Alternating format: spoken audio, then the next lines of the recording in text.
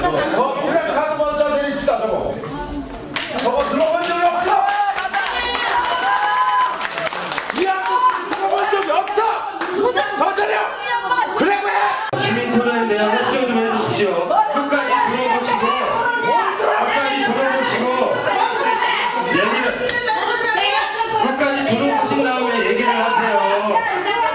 시작도 방해하시는 건 아니니까. 잠깐만 나갔으면 되잖아. 잠깐만.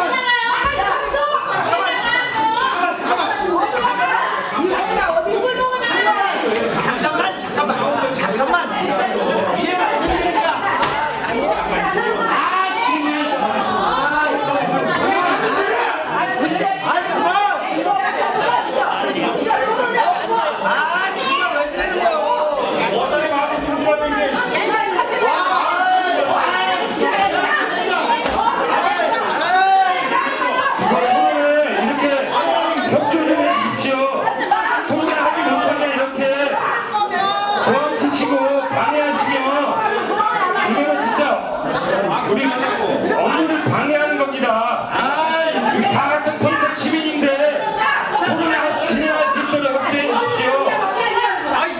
이렇게 떠드시면 밖에 나가주세요. 토론에 방해는 그만하시고 나가주십시오. 토론회가 진행될 수 있도록 토론회 한번 들어보라고요.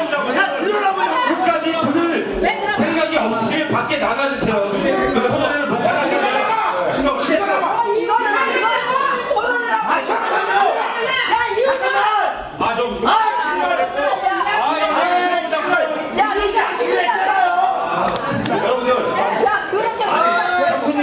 성분해지는 건 충분히 이해가 가는데 우리가 이 사람들 얘기가 맞는지 안 맞는지 한번 들어봐야 돼요. 그래서 오늘 토론을 통해서 좋은 방법을 펼쳐나가면 우리가 박수를 쳐주고 또 우리가 이웃했던 분들인데 돌보지 못했던 우리가 자책해야 될 부분도 있습니다. 그렇잖아요? 단지 위안부라는 단어가 도대체 얼마나 나쁜 건지도 모르는 이 무지한 분들을 이용하려는 이 사람들의 잣대가 우린 나쁜 거죠.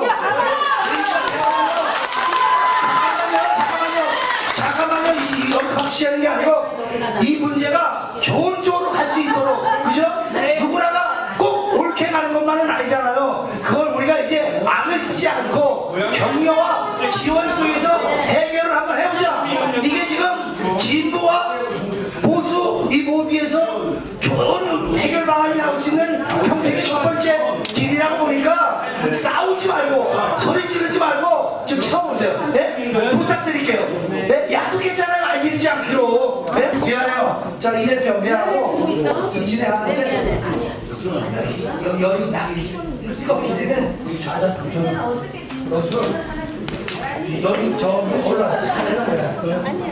지금 돈 어디가 있는 거야. 일단 끝까지 이야기를 들으신 다음에 판단을 해주시면 좋겠어요. 그리고 그렇게 합시다. 제발. 우리가 왜 이거를 토론회를 열고 이 토론회를 통해서 무엇을 같이 지역사회에 같이 이웃과 함께하는 통색을 만들려고 고민하면서 오늘 토론회를 연 건데요. 좀 협조 좀 해주십시오.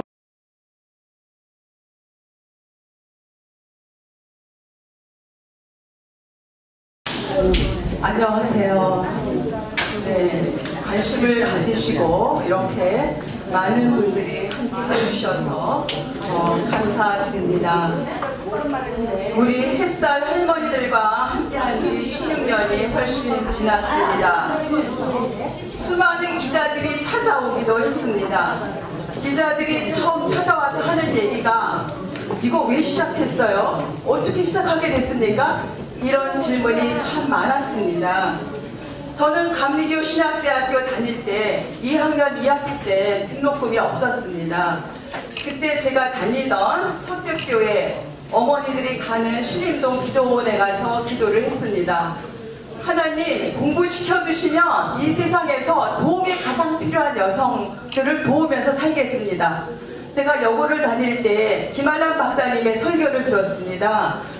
저는 그분이 역사적 부정적 평가는 몰랐지만 여고생 마음에 아, 나도 이렇게 도움이 필요한 여성들의 일꾼이 되면 좋겠다. 이런 꿈을 가지고 여성의식이 생기기도 전에 하나님 무조건 등록금이 없을 때마다 공부시켜주시면 이 세상에서 도움이 필요한 여성들의 일꾼이 되겠습니다. 이런 기도를 2학년 여름방학 때 했어요.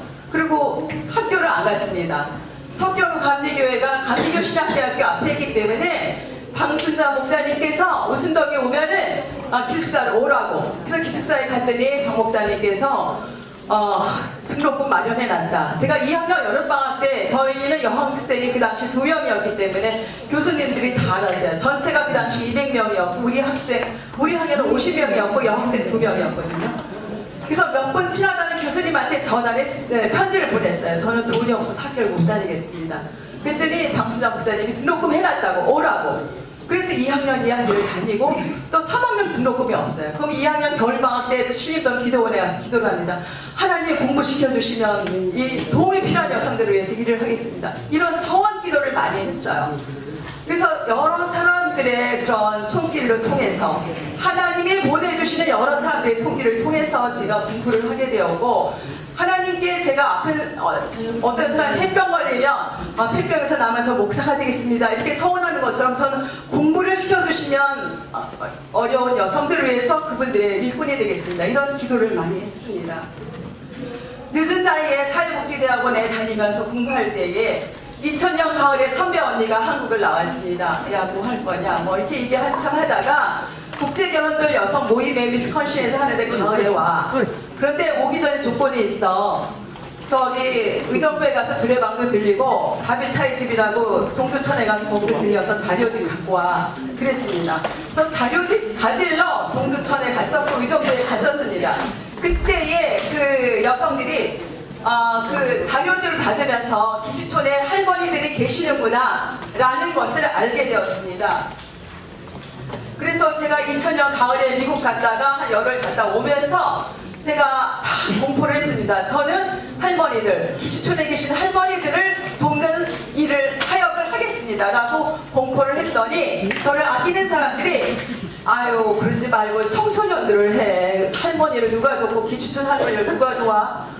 그리고 정부가 지원하는 일을 해. 정부 지원도 없는 걸 가지고 왜 해? 저를 아끼는 사람들이 그랬어요. 근데 저는 하나님 앞에 기도한 것이 그것이기 때문에 저가 누가 뭐라 그러던 이 일을 시작하는 그 결심을 하게 되었습니다. 제가 초창기에 저는 평택에는 센터가 없다는 얘기를 들었고 신평제일교회 이미자 사모님이 이런 소망을 얘기했더니 안정감리교회 임준철 목사님을 소개했습니다. 임준철 목사님을 만났습니다. 임준철 목사님이 뭐라고 그러시냐면은 안정리에 30개 40개 교회가 있지만 이 기주촌의 여성들을 위해서 하는 일이 하나도 없다고. 우리 교회가 조금 해봤지만 하나 중단했다고. 우순덕 씨가 난 누군지 모르지만 이 일에 대해서 열심히 한다면 난 우리 교회가 후원할 거라고. 그래서 안정감리교회에서도 그 목사님이 계시는 동안 저희 센터에 후원을 해 주시기도 했었습니다. 그래서 저는 여성주의자도 아니고요. 사회주의자도 아니에요.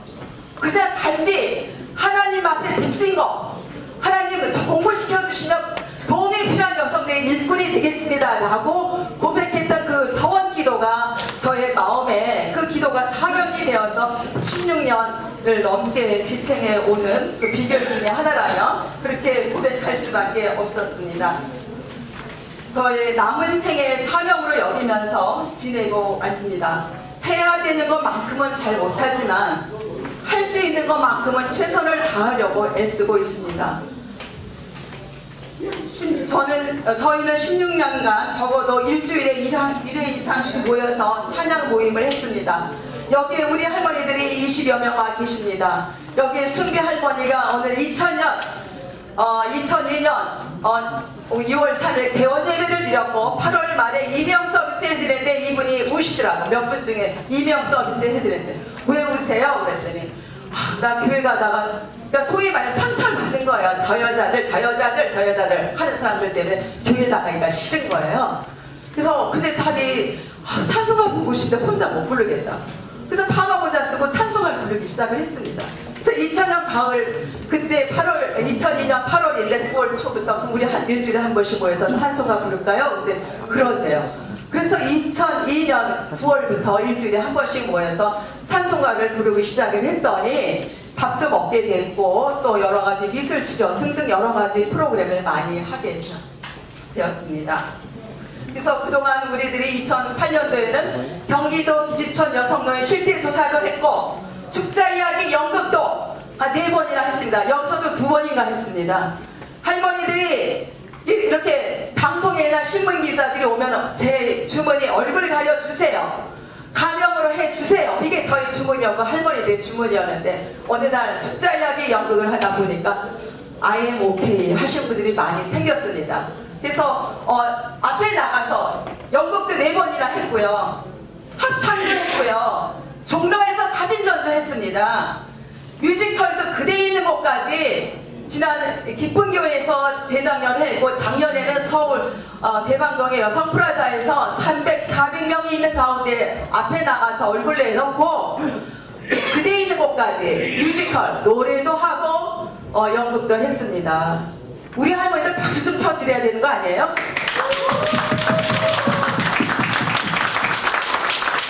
네.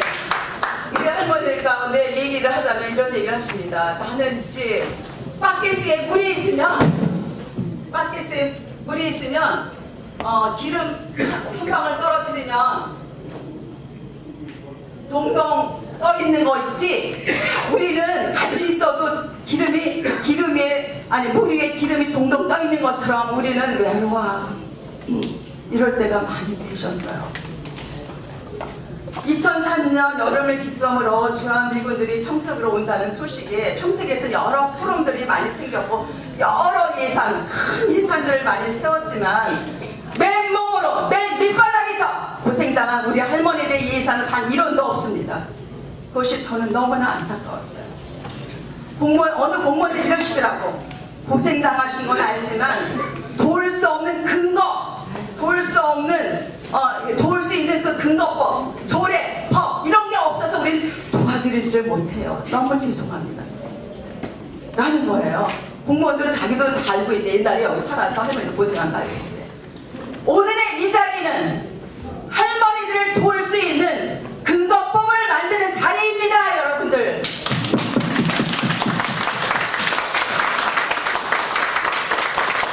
그 이상도 이하도 아무것도 아니니까요. 여러분 끝까지 함께 해주세요.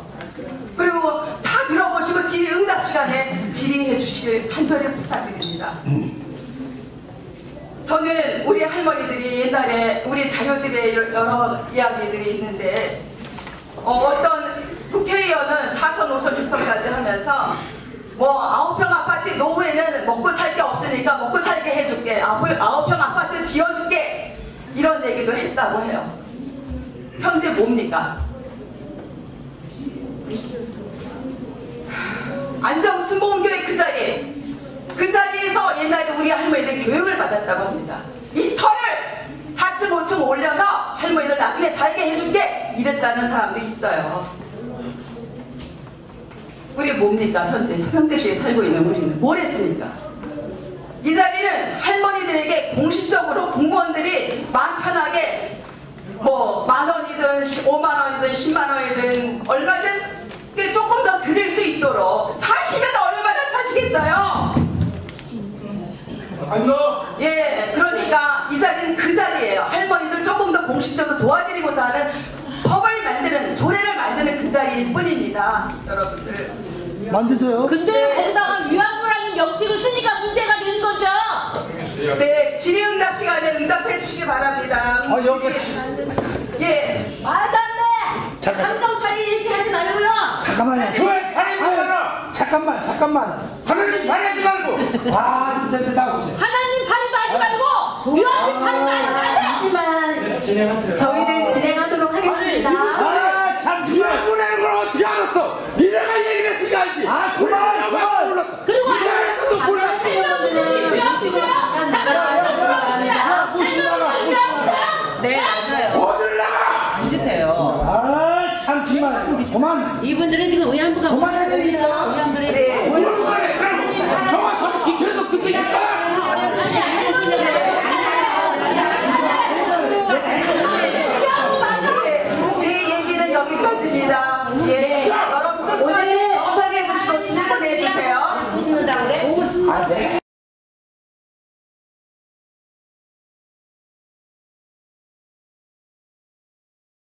네, 반갑습니다. 오늘 좌장을 맡은 박성복입니다.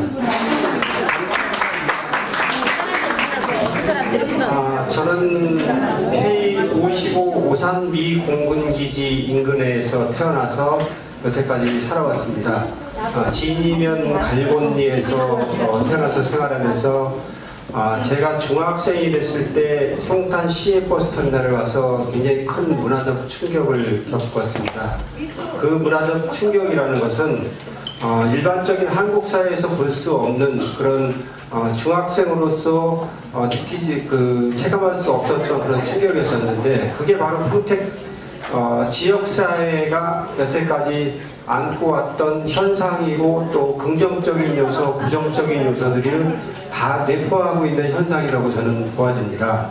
당시에는 굉장히 문화적 충격이 컸지만은 지금 평택이 이러한 다양한 구조 속에서 현재를 살아가는 입장에서는 여러모로다가 생각할 수 있는 바가 크다고 생각합니다. 오늘 평택시 미군위안부 지원조례 제정을 위한 시민토론회는 제가 자장을 맡았는데 저로서는 굉장히 의미가 있고, 개인적으로는 역사적 소명감도 느껴지는 자리인 것 같습니다.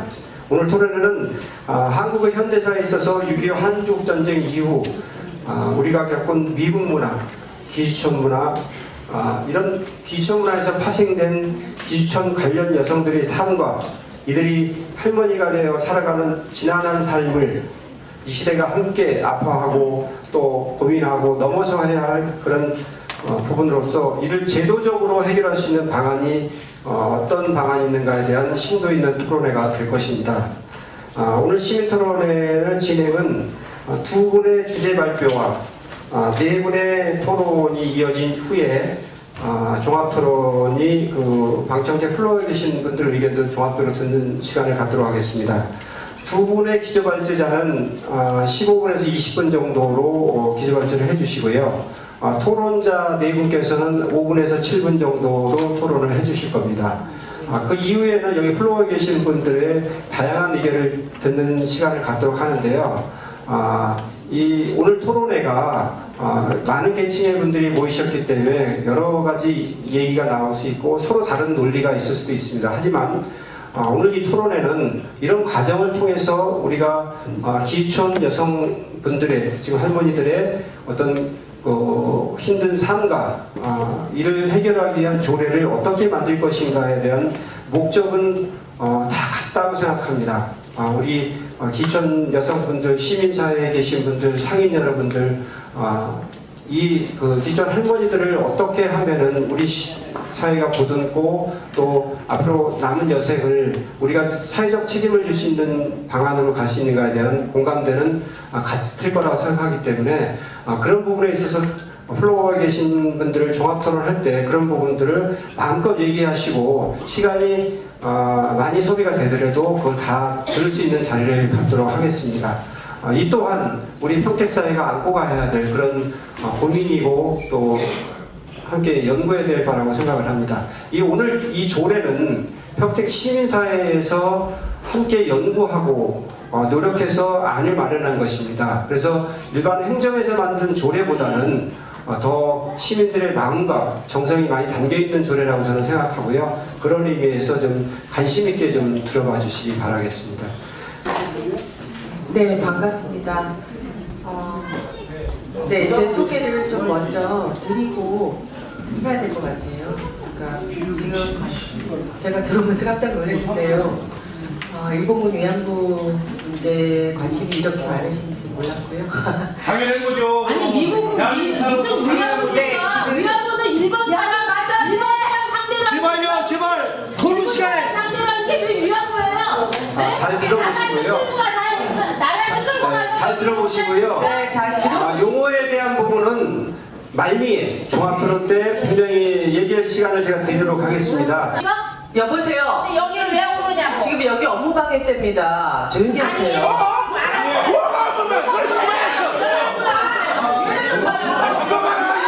잠깐 조용히 했고요. 교수님, 무슨 말씀하시지 말고 우리는 평택 행성 60년씩 50년씩 다 주민이다. 들어보시고. 잠깐만요. 아니요, 잠깐만요.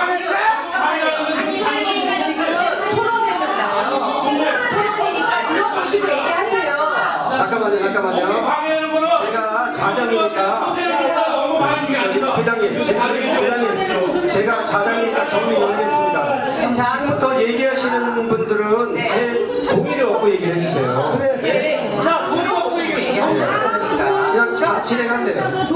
자. 자, 보세요. 들어보시고 나중에 손 들고 얘기하세요. 제가 제 소개를 하겠습니다. 제가 소개를 하겠습니다. 저는요, 지난 20년간 일본군 위안부 문제에 대해서 계속 공부하고 연구하고 활동해온 사람입니다. 그리고 지금도 일본 위안부가 여기 왜 등장을 해? 들어보시고 얘기하세요.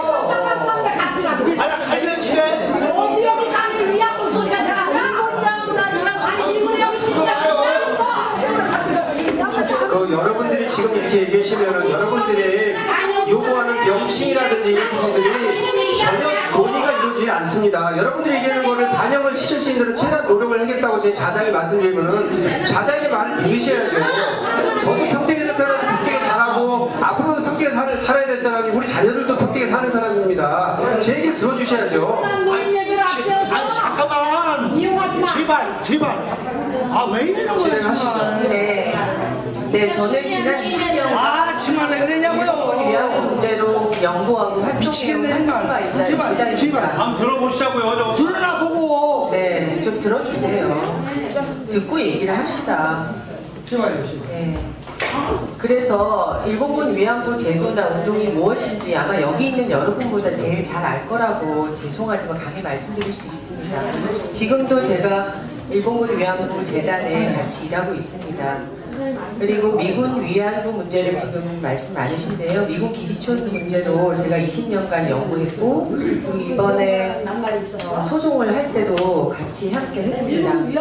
그리고 당사자들과도 네, 처음 들을 수 있죠. 당연히 우리나라 언론에서 얘기를 안 했기 때문에 정부에서 얘기를 안 했으니까 선생님들께서는 처음 들을 수 있습니다.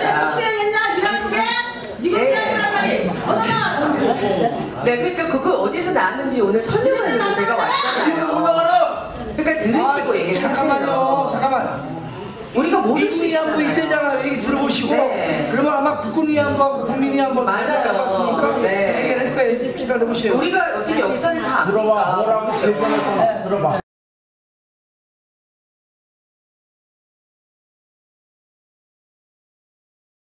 제가 왜 일본군 위안부 문제를 먼저 얘기했냐면 아까도 말씀드렸지만 20년간 저도 같이 운동하고 연구한 사람이라서 누구보다 아마 잘 알고 있을 거라고 생각해서 말씀드렸고요. 자, 오늘 먼저 발제를 하겠습니다. 8페이지 먼저 보실까요?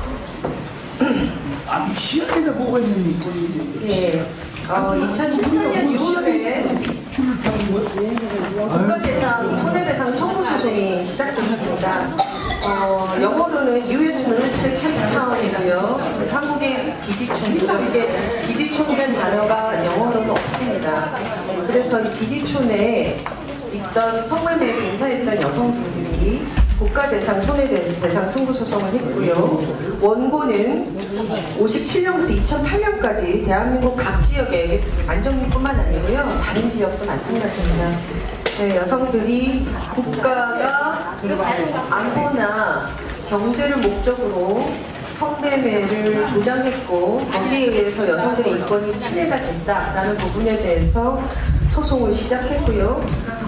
오른쪽 페이지에 보시면 한국에는 일본군 위안부 제도만 있는 게 아니고 미군 위안부 제도도 만들어서 철저히 관리했다. 그리고 이것을 통해서 외화벌이를 이용했다.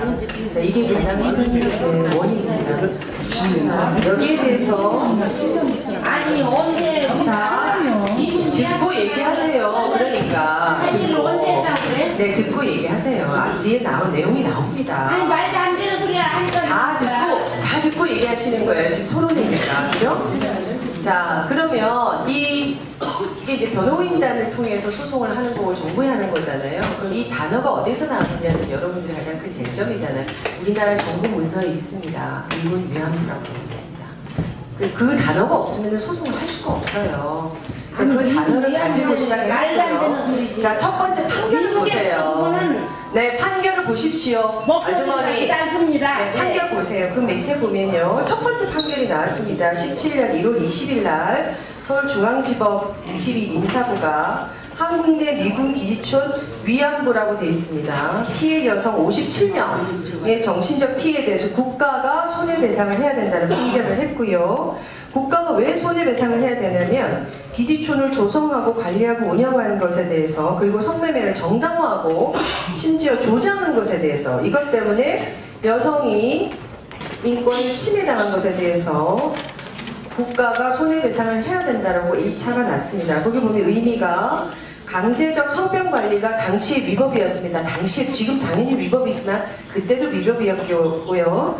그 다음에 국가 권력에 의해서 국민의 불법 수용한 것, 그러니까 성병이 걸릴 것이라고 의심되는 여성들을 불법 수용해서 가혹행위를 했다는 것을 인정했고요. 자, 국가에 의한 불법 행위는 공소시효가 적용되지 않는다. 굉장히 선제적인 판결을 했습니다. 그럼에도 불구하고 일부만 인정을 했기 때문에 다시 2심이 진행됐고요. 지난 고등법원에서 2018년 2월 8일입니다. 얼마 전입니다. 10페이지입니다. 글을 보세요. 저를 보지 마시고. 네, 나와 있는 것만, 팩트만 가지고 말씀드릴 테니까. 외우고 있으니까 얘기하세요. 네, 외우고 계시다고 말씀하시지 마시고 보세요. 저도 계속 봐야지만 알 수 있어요.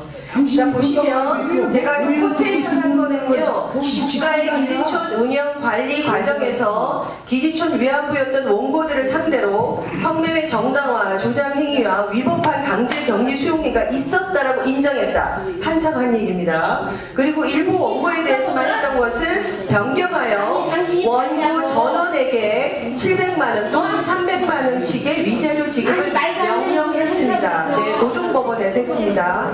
자, 의의는 기지촌 운영 관리의 국제적 인권 가치 기준에 볼 때 이 여성들 인권 침해가 타당하고 잘못됐고, 그리고 거기에 대한 책임을 배상하는 것은 타당하다라고 인정했다는 것입니다. 자, 이 세 가지는 미군 기지촌뿐만 아니라 일본군 위안부 문제도 굉장히 큰 영향을 미쳤습니다. 왜냐하면 일본 정부는 아직도 일본군 위안부 제도를 운영 관리한 것에 일본군이 관여했다는 걸 인정하지 않고 있고요.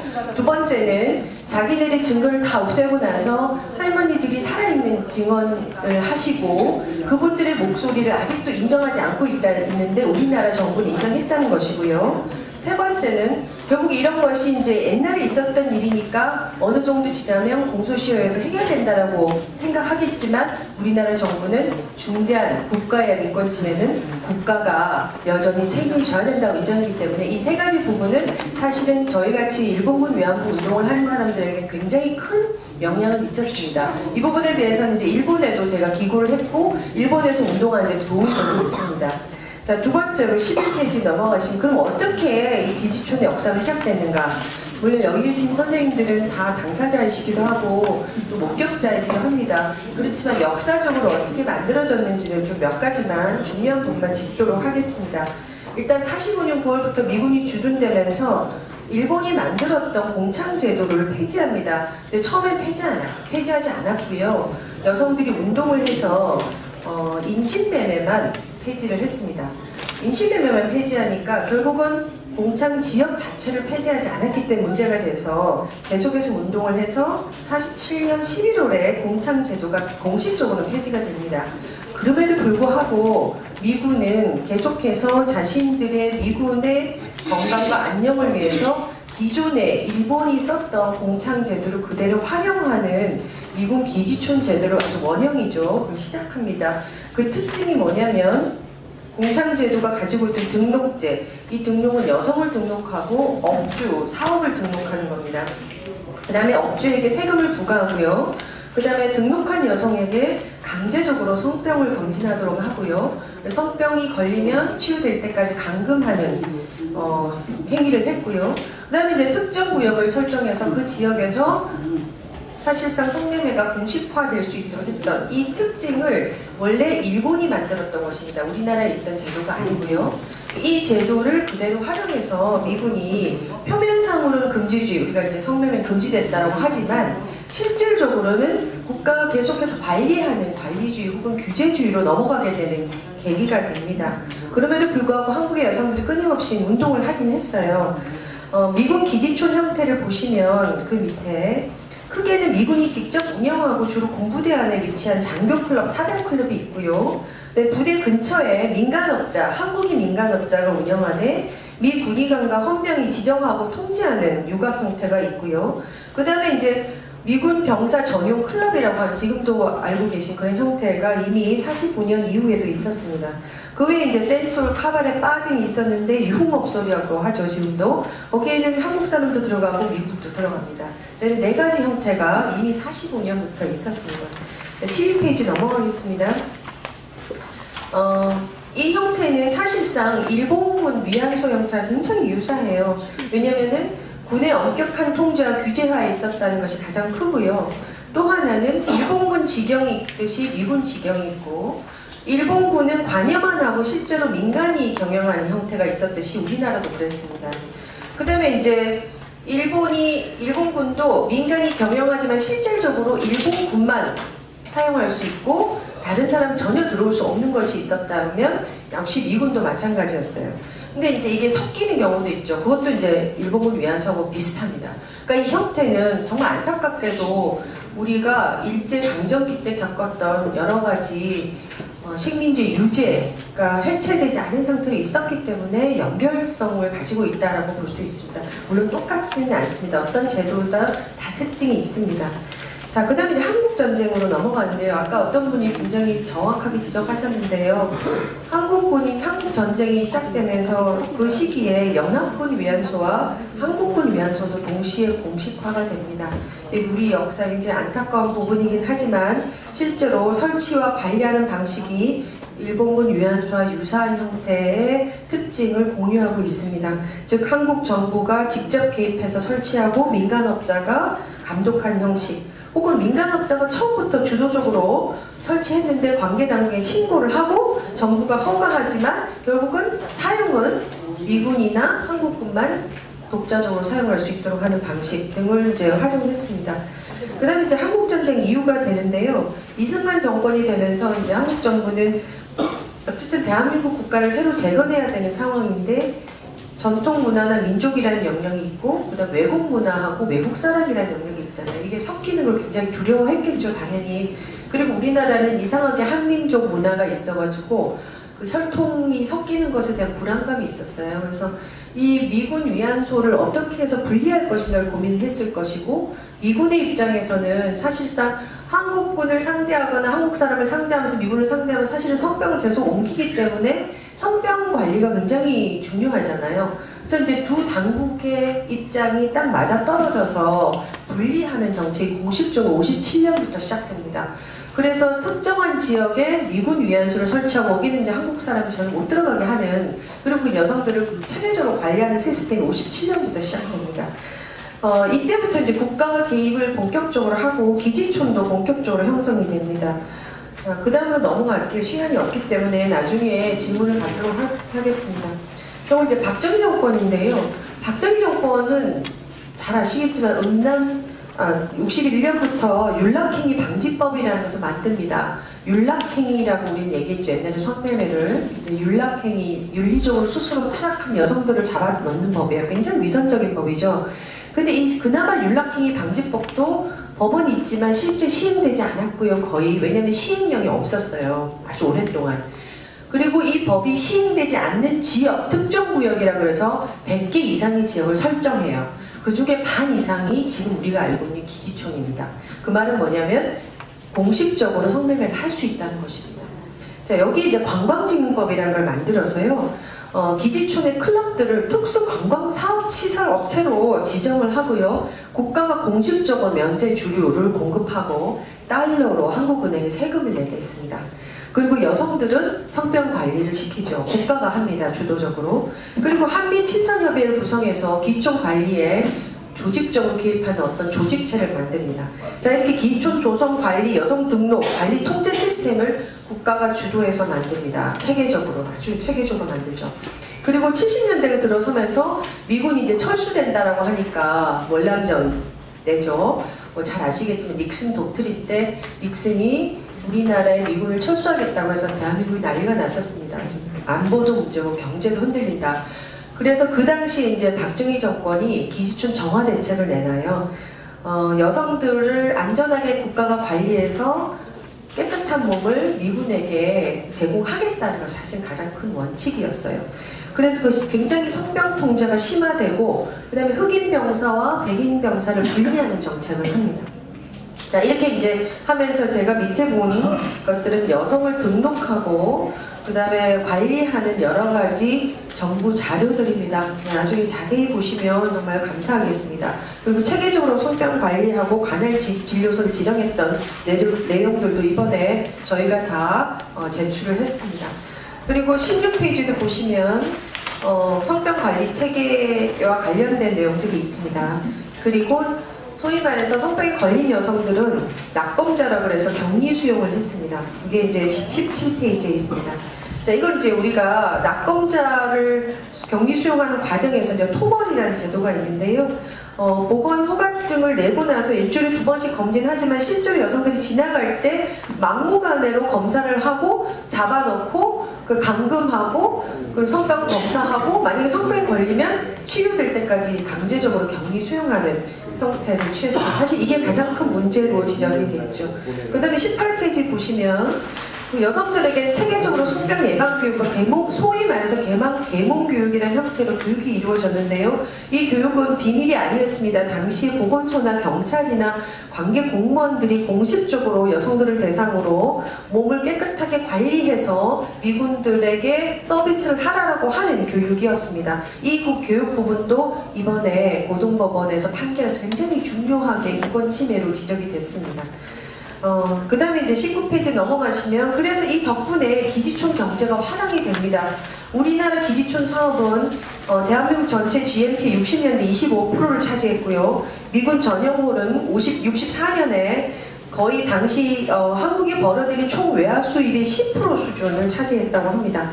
특히 이제 우리가 PX 경제라고 하는데요.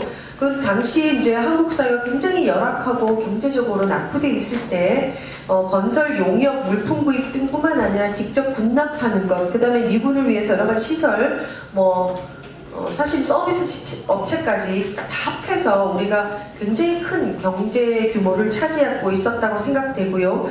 우리가 전체 수출액의 한때 2분의 1 정도에 해당했다고 하는 막강한 액수이죠. 그렇지만 이제 여기서 실질적으로 이런 PX 경제를 떠받들 볼 때 여성들에 대해서는 굉장히 이중적이고 열악한 처우에 놓여 있었는데요. 겉으로는 개인 외교관 애국자라고 호명하면서 그리고 외화머리를 해달라고 부탁하면서도 한편으로는 여기 계신 분들이 잘 아시겠지만 양공주, 양색시, 양갈고, 유엔 마담 등으로 사회적으로 천시의 대상이 됐습니다. 자, 이런 이제 기지촌 성매매는 한국의 아까도 말씀드렸지만 일제 식민주의, 미제국주의, 냉전시대 군사주의, 독재체제, 발전국가 그리고 무엇보다 한국의 남성 중심의 가부장제가 긴밀하게 결합돼서 지금까지 유지되어 왔다고 볼 수 있습니다. 자, 20페이지 넘어가겠습니다. 그럼에도 불구하고 한국의 여성들은 끊임없이 이 제도에 대해서 문제 제기를 했습니다. 지금은 처음이 아니고요. 이미 1970년대부터 일본 관광객을 상대로 기생관광이라고 있습니다. 이제 엔화거리를 했죠. 그 기생관광 반대 운동을 주도했던 한국교회여성연합회가 있었고요. 그리고 잘 아시겠지만 의정부, 동두천 이런 데서도 1980년대부터 이런 여성들을 위해서 도움을 주고 또 국가가 여기에 대해서 책임을 지라고 하는 운동을 한 단체들이 계속 있었습니다. 가장 중요한 것은 사실은 우리 사회적 낙인을 제거하는 것이었고요. 그리고 이 여성들이 안전하게 그들끼리 만나고 그리고 상호 힘을 주고 그리고 스스로 자조하고 수 있는 그런 모임을 만드는 데 기여했습니다. 무엇보다 미군 성매매가 반인권적 범죄 행위이고 미군은 아시다시피 성매매가 불법입니다. 군대 안에서도 불법이고요. 미국도 불법입니다. 그럼에도 불구하고 한국에서는 다 알지만 용인하고 묵인했던 것, 이것이 이제 반인권적 범죄 행위다라는 것과 한국의 오랜 성매매 역사, 사실 우리나라가 아까 말씀드렸죠. 공창제도부터 시행되어 왔던 여러 가지 일제 잔재를 해체하지 못한 채 지금까지 유지하는 여러 가지 성매매 형태, 이 형태가 결국 여성들의 인권 침해다라는 것을 끊임없이 알리는 데 노력을 했고요. 뿐만 아니라 기지 안에서 이제 여기 살아보시 잘 아시겠지만 좋은 점도 있지만 사실은 미군이 예를 들어 뭐 오염물질을 배포한다든지 또 민간인들에게 여러 가지 폭력 행위를 한다든지 안 좋은 것도 많잖아요. 이제 그런 기지의 문제들을 서로가 상호간에 논의하면서 문제 제기하는 그런 국제연대체에도 관련돼 있습니다.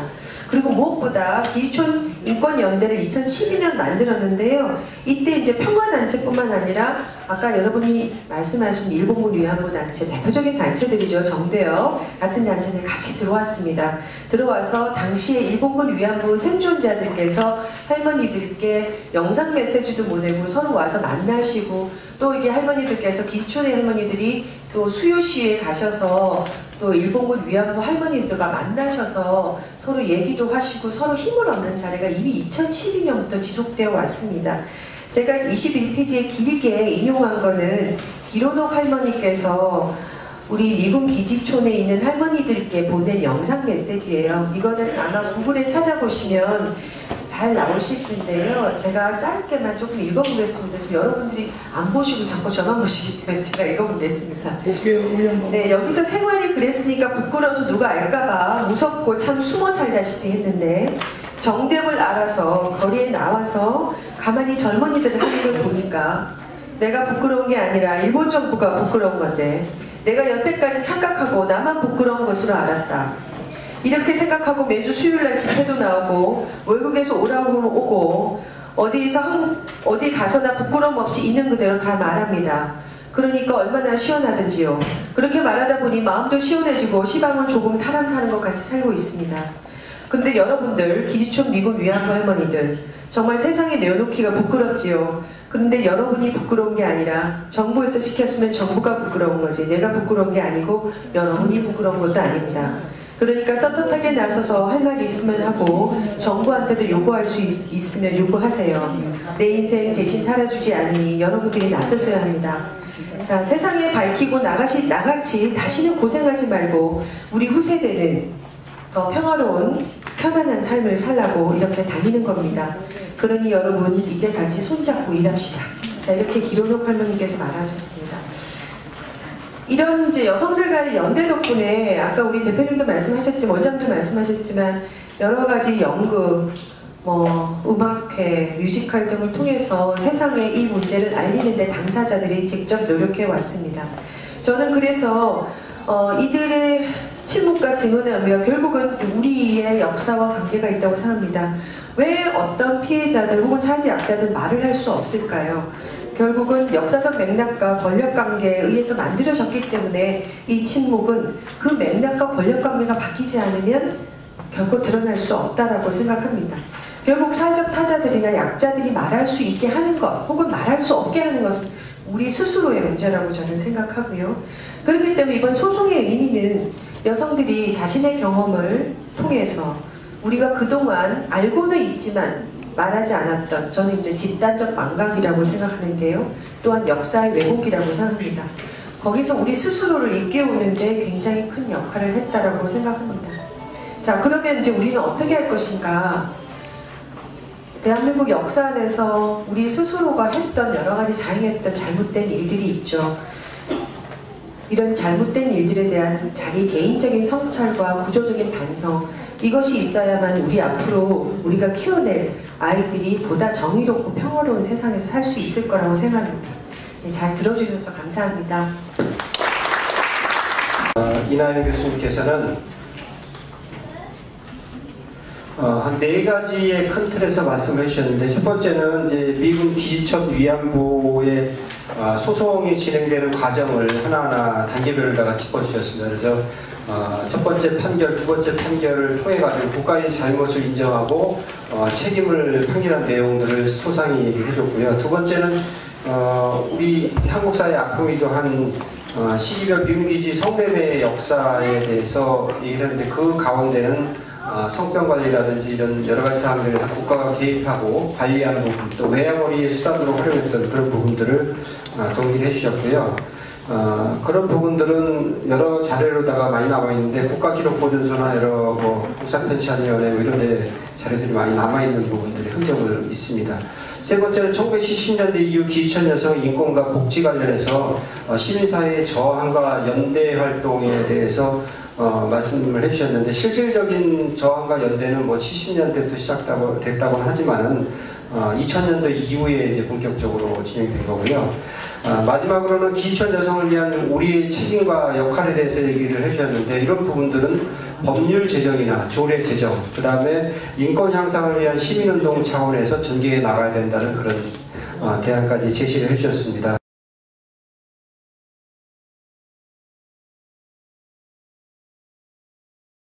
안녕하세요. 저는 시민재단에서 일하고 있는 이윤우입니다. 만나서 반갑습니다. 특히 평생 우리 주민들 많이 오셨는데요. 반갑습니다. 아까 뭐 이 조례 만드는 게 뭐 미근 철수 뭐부터 다양한 이야기가 나오는데요. 그래서 아마 저를 좀 미워해서 더 많이 그런 얘기가 나온 것 같아서 조금 설명하고 들어가도록 하겠습니다.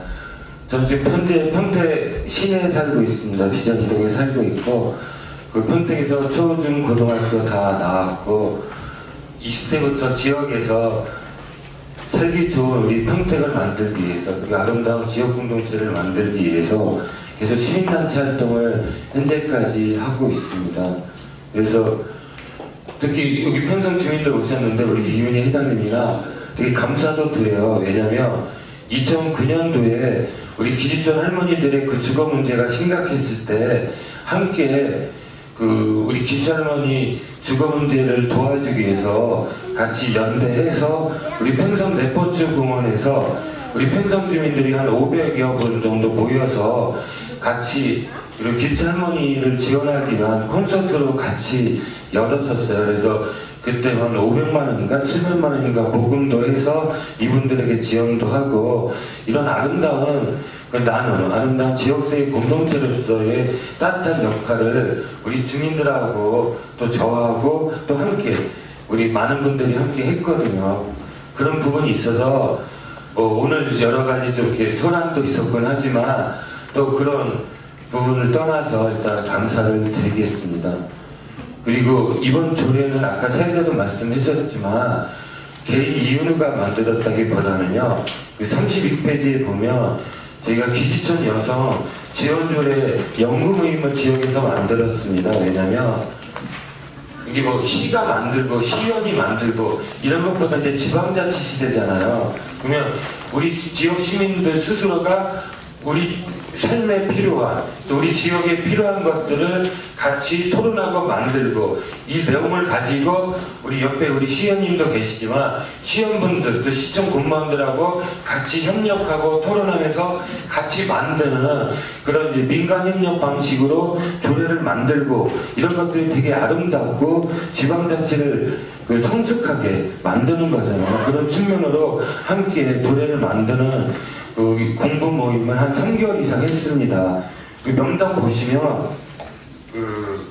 다 일반 시민들이에요. 뭐 사회복지사 하시고 회사 다니고 그리고 퇴직 공무원이고, 이런 분들이 우리 지역에 살고 있는 우리 기지촌 할머니들의 아픔과 어려움들을 한번 도와주고, 이런 부분 그런 인권을 좀 높일 수 있는 조례를 만들자, 이렇게 3개월 이상 한 달에 몇 번씩 태군이에 모여서 같이 밤늦게까지 토론해서 이렇게 조례를 이렇게 만들게 되고, 오늘 또 토론회를 열어서 제안도 하고, 또 우리가 다 완벽하진 않을 수 있잖아요. 그래서 여기서 다양한 좋은 의견이 있으면 또 반영을 해서 그런 걸 토대로 다시 또 수정도 해서 우리 또 우리 시의원님들하고 같이 또 토론을 해서 정말 우리 지역에 좀 이렇게 아름답게 만들 수 있고, 또 우리 지역사회를 새롭게 변화할 수 있는 것들로 그런 조례를 만들려고 오늘 토론회도 열게 됐습니다. 그래서 이런 명칭과 뭐 이거 보고 너무 이렇게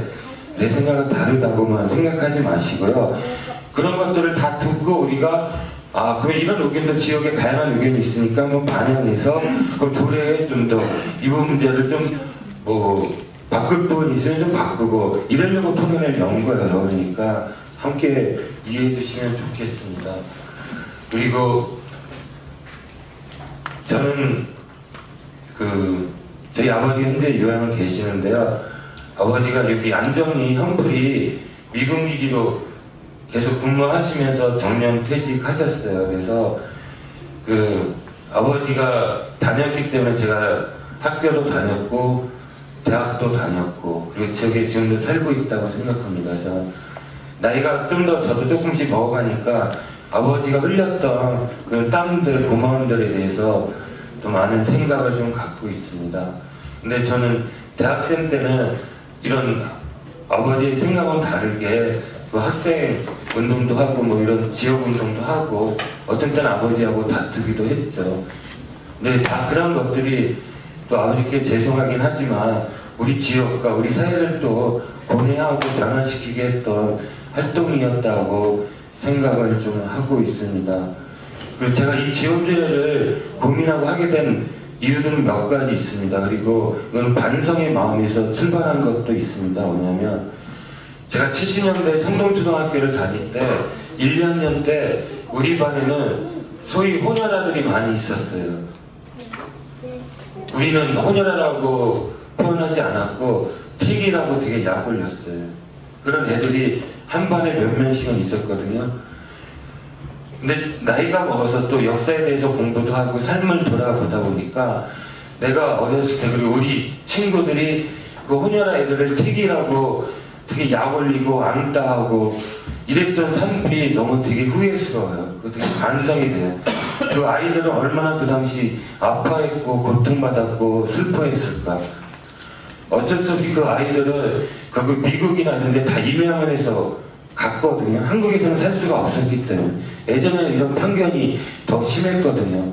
근데 그 아이들이 무슨 잘못이 있어요. 7살, 8살 아이들이.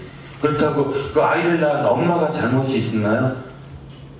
그 기지촌에서 생활했던 그 여성들이 더 우리 역사의 아픔이자 우리가 또 극복해야 되는 문제 아닐까요? 그런 생각 때문에 저는 이런 조례를 좀 만들어서 이런 아픔들을 치유하고 좀 더 나은 미래를 만들자 이런 고민을 하게 됐었습니다. 그리고 80년대 중반에 대학생 때 이 팽성 파출소에서 방범 아르바이트를 한 적이 있었어요. 한 달 동안. 80년 6년이었던 것 같아요. 여름에 한 달 동안 학비를 벌려고 여기서 한 달 동안 방범대원, 그때는 방범대원 있었거든요. 아르바이트를 하면서 여기 그때 그냥 기지촌이 아마 끝물이었을 거예요. 안정리도 여기 클럽부터 그 순경들 따라서 거의 밤마다 순찰을 다 다녔죠. 여기 우리 누이들이 살고 있는 이 주택들도 막 순찰 다니고. 그래서 그때 다시 한번 우리 평택에 살고 있는 이 기지촌이라는 것들을 좀 알게 됐고, 또 어느 날 파출소에 그 어떤 그날 저한테는 누나죠. 제가 저한 대학교 1, 2학년 때인가 2학년 때였으니까 막 약물에 취해서 왔었어요. 왜냐면 여기서 일하는 여성들은 어느 한국에서 우리 같은 주민들이 멸시를 하고 뒤에서 막 욕설하고 온갖 편견과 낙인을 시키기 때문에 결국 이분들은 좋은 미군을 만나서 한국을 떠나는 거예요. 근데 이 여성들이 그 범도로를 저희 다 시골에 있는 동생들, 언니들, 부모님들, 가난한 사람들, 가족들을 다 먹여 살렸던 거거든요. 근데 여기서는 또 다르게 한국인들한테 또 고통을 받고 공격을 받으니까 미군을 만나서 미국을 가는 게 소원이었어요. 근데 많은 미군들이 여기서 한 1년, 2년 생활하면서 한국 여성하고 놀다가 그냥 하룻밤 사이에 그냥 미국으로 떠나요. 그래서 되게 또 다른 상처를 받고 목견도 하고. 그날 어떤 누이가 약물에 취해서 파출소에 실려왔어요. 근데 우리 파출소 소장 특히 되게 욕을 하는 거예요. 아까 뭐 이명 교수님이 어쩌저쩌고 표현들 하는데 그것보다 더 심한 표현으로 이 여성에 대해서 그다지 욕을 막 하는 거예요. 그걸 제가 보면서 정말 가슴 아팠어요. 내가 볼 때는 이 여성이 미군한테 이렇게 속아서 이렇게 고통병 해갖고 막 이렇게 몸부림치면서 왔는데 오히려 파출소 순경은 더 멸시하고 더 욕하고 막 이러는 거예요. 그거 보면서 너무나 가슴이 아팠어요. 근데 이런 경험했던 아픔들이 시간이 지날수록 또 지역사회에서 활동을 하면 할수록 더 아픔으로 느껴져 오는 겁니다. 그리고 내가 이 여성들에게 또 다른 가해자가 아니었나 이런 고민들이 많이 들었어요. 반성도 하게 되고 그런 측면으로 이제 우리 평택이 정말 이런 분들에게 이제 손을 내밀어야 되는 거 아닌가? 이 손만 내미는 것들이 아니라 이분들이 더 병들고 늙고 돌아가시기 전에 이분들에게 여러분들은 우리 평택에서 우리와 함께 살고 있는 주민들이고 우리의 이웃이고 우리의 누이고 우리의 언니들이라고 우리가 손을 잡아줄 시기는 이제 된 거 아닌가? 이런 마음으로 이 조례도 고민하게 되고 함께 연구하게 되고 함께 제안하게 된 겁니다. 이 조례에 무슨 미근철수가 어디 있고 이거 다 읽어보세요. 그런 내용 없어요. 그런 거 어디 있습니까? 다 우리 평택 지역사회에서 미군 기지가 생기고 그 속에서 귀촌이 있으면서 아픔을 겪던 이 여성들, 할머니들을 지원하고 돕고 그리고 우리가 손을 내밀면서 정말 다른 지역에서 봤을 때 평택의 지역 공동체는 너무나 따스하고 아름다운 공동체라는 그런 소리를 듣기 위해서 만드는 거지 다른 이유는 하나도 없습니다. 그런 말씀을 다시 한번 간절히 드리는 거고요. 그래서 우리 모두가 이번에 이 조례가 만들어지신 대로 열린 마음으로 손을 내밀고 함께 손을 잡아주시기를 다시 한번 부탁드리고 요청을 드리겠습니다. 그래서 간단하게 설명만 좀 드리겠습니다. 이 조례가 왜 평택에서 만들어져야 되는가? 저는 아까도 설명했듯이 평택 지역이 갖고 있는 그런 역사성, 특수성 때문에 그럽니다. 평택은 그 한국전쟁 시기에 1951년부터 송탄과 이 안정리에 그 송탄 K55, 여기는 K6 미군 기지가 그 지금 한 70여 년간 유지되고 있습니다.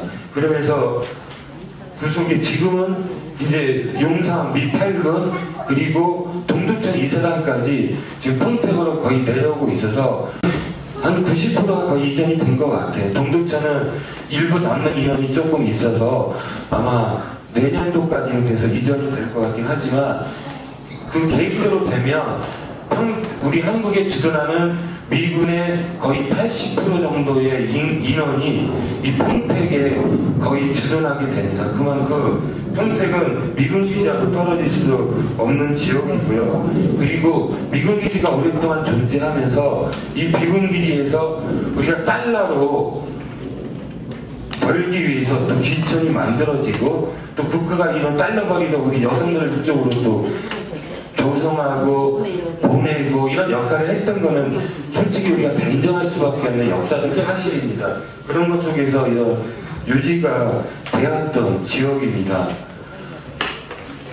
우리 평택은 제가 시내에 살았지만 어릴 때는 그 어떤 아줌마들이 이렇게 바구니 같은 거 들고 막 이렇게 동네들 돌아다녔어요. 이게 뭐였으면 PX에서 나온 화장품이나 이런 화장품 뭐 여러 가지 종류들을 뭐 소세지 이런 거 팔러 우리 PX 아줌마들이 막 돌아다녔어요. 평택 시내까지. 근데 그때는 그런 게 잘 몰랐어요. 이게 뭐였나. 근데 지금 생각해보니까 다 미군 기지에서 미군을 통해서 그런 물건들이 나오기도 하고 또 미군하고 살고 있는 기지촌 여성들을 통해서 이런 물건들이 나와서 이 지역 경제를 이룬 거죠. 또 이런 걸 통해서 평택의 경제가 굴러가게 되고 그래서 지난 70년대까지는 이 지역 경제에서 이 미군하고 연관된 특히 이런 PX 경제나 아니면 이 여성들이 뿌리는 돈들 또 기지촌에 나오는 이런 돈들이 평택 경제의 거의 40% 이상은 차지할 정도로 나는 되게 영향을 미치지 않았을까 이렇게 보고 있거든요. 그만큼 우리 기지촌 여성들이 지역 경제에 있어서도 되게 중요한 역할과 또 관여를 했던 그런 역사적 의미들이 존재하고 있습니다. 그런 측면이기 때문에 저는 평택이 다른 지역보다도 또 이런 기촌 여성들을 위한 조례를 만드는 것들이 더 필요하고 의미가 있다 이렇게 보고요. 또 우리가 또 미군기지 특별법이 2000년, 7년, 8년도 미군기지가 내려서 만들어졌잖아요. 그리고 지금도 그 2020년까지 특별법상의 그 국가 지원들을 받고 있긴 한데 이런 것들이 실질적으로 뭐 도로나 뭐 이런 것들에 사용됐지 실제 이런 미군기지로 인해서 피해를 입었거나 미군기지 때문에 어려움을 겪었던 주민들을 위해서 실질적으로 쓰여진 예산은 많지 않습니다. 그런 측면으로 저는 뭐 우리 기지적 여성은 당연히 포함되어야 되고요. 우리 풍성의 기지 주변에 있는 주민들에게 좀 더 직접적 지원이 되는 그런 특별법들이 만들어야 되고 그렇게 좀 갈 필요성이 있다. 그런 측면으로도 계속 소외됐던 기지적 여성들을 위해서 우리가 이제는 이런 지원제를 통해서 좀 손을 잡아줄 필요가 더 높아진 것이 아닌가 이런 그 생각을 좀 갖고 있는 거고요. 또 역설적으로 아까 해설사회복지회는 매달 그 미군 그 주한미군 그 결혼하고 이렇게 부인들도 와 있잖아요. 그 부인회가 매달 과거에 우리 미군들이 우리 한국 여성들에게 막 성매매를 하고 등등등 또 이렇게 또 폭행도 자행하고 이런 것들도 있었잖아요, 사실은. 이런 것들에 대해서 이제 미안해하고 또 그런 역사를 이제 만들지 않겠다는 의미로 매달 미군, 주한미군, 그 우리 미군 부인들이 매달 봉사활동을 합니다. 햇살에 와갖고 식사도 당번도 하고 이렇게 적극적으로 우리 할머니들을 돕는 활동을 하고 있습니다. 그래서 이 조례가 만들어진다고 이런 한미간 간에 문제가 생기는 것들이 아니라요.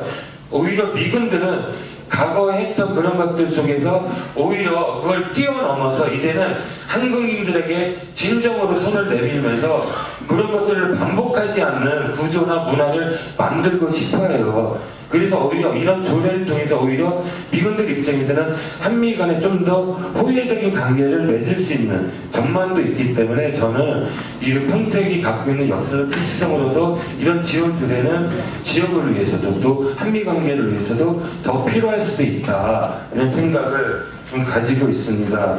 그리고 무엇보다 지금 그 주로 60년대, 70년대 주로 기지촌이 활성화되면서 여성들이 일했기 때문에 지금은 거의 다 70대나 80대예요. 평균 연령이 75세 정도라고 봐야 될 것 같아요. 그러면 또 이분들은 젊었을 때 워낙 이런 상처와 아픔도 폭행 이런 것들이 많았기 때문에 또 약물에 많이 의존했던 삶이기 때문에 우리 또래 할머니들보다 건강 상태가 더 되게 안 좋아요.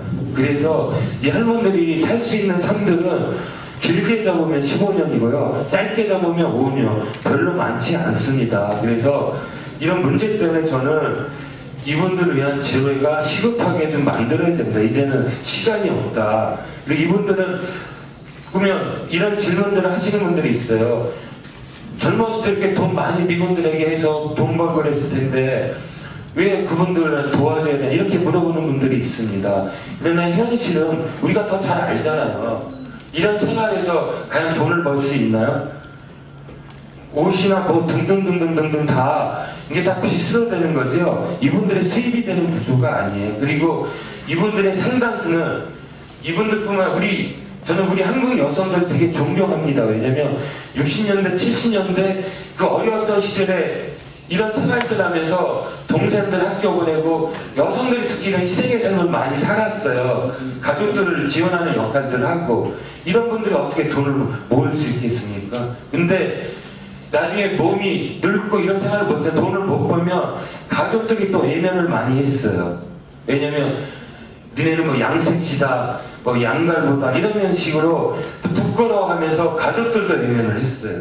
그러다 보니 이분들이 갈 데가 없는 거예요. 그래서 이 안정이를 못 떠나면서 여기서 쪽방을 얻고 생활하고 병은 들고 가족들에도 외면당하면서 홀로 사는 분들이 많이 계시거든요. 그러다 보니까 이분들이 주로 생활하는 거는 30만원, 40만원 기초생활 수급권자로 그 비용을 받고 생활해요. 그러면 미군기지가 내려면서 여기 월세, 부재기 오른 거 다들 아시잖아요. 정말 한 달 살기가 이분들이 너무 어려운 거예요. 그래 현실적인 절박감 속에서 이런 지원 조례를 이제 우리가 만들어야 된다고 좀 제안 드리게 됐던 겁니다. 그리고 햇살 사회복지하고 송탄에 있는 세움터 분들하고 얘기를 하다 보면 현재 이제 우리 그 의안부 생활을 했던 기촌 할머니들이 이제 한 180여 명 정도라고 얘기해요. 요 평상에 한 70분, 신장동 쪽에 한 110분 정도 해서. 근데 이 조례가 만들어져서 등록을 해도 실질적으로는 그 등록 숫자는 더 줄어들 수가 있어요. 오늘도 보셨잖아요. 이게 무슨 말이냐, 이렇게 아직도 사회적으로 이분들에 대해서 용납하지 않는 사람들도 많고 또 오해하는 분들도 많기 때문에 실제 나는 이런 생활을 했다고 누가 등록을 떳떳하게 하겠어요. 그 몇만 원 받는다고 여러분들 같으면 나 이런 생활을 했다고 등록할 것 같아요? 쉽지 않습니다. 사회적인 그동안 어떻게 우리가 그분들을 대하고 불러왔는데요. 그래서 그렇게 돈 몇 푼에 이런 거 절대 아닌데 그럴 수도 없는 거고. 그래서 실질적으로는 이 조례를 만들어도 이분들이 이걸 신청하거나 이런 분들은 우리가 생각하는 인원보다 더 많아지는 일은 많지 않습니다. 우리가 갖고 있는, 우리 사회가 갖고 있는 편견이 이렇게 강한데요. 안타깝지만 현실은. 그래서 저는 우리가 좀 의지와 애정을 갖고 있는데 접근하면 좋겠고요. 또 이 조례가 내중에 이제 짧게 가겠습니다. 지방자치는 지역의 특징이 맞는 조례나 제도를 통해서 우리 지역 주민의 복리와 삶을 향상시키는 거예요. 그게 지방자치를 하는 이유고 우리가 시장을 뽑고 시의원을 뽑는 이유죠.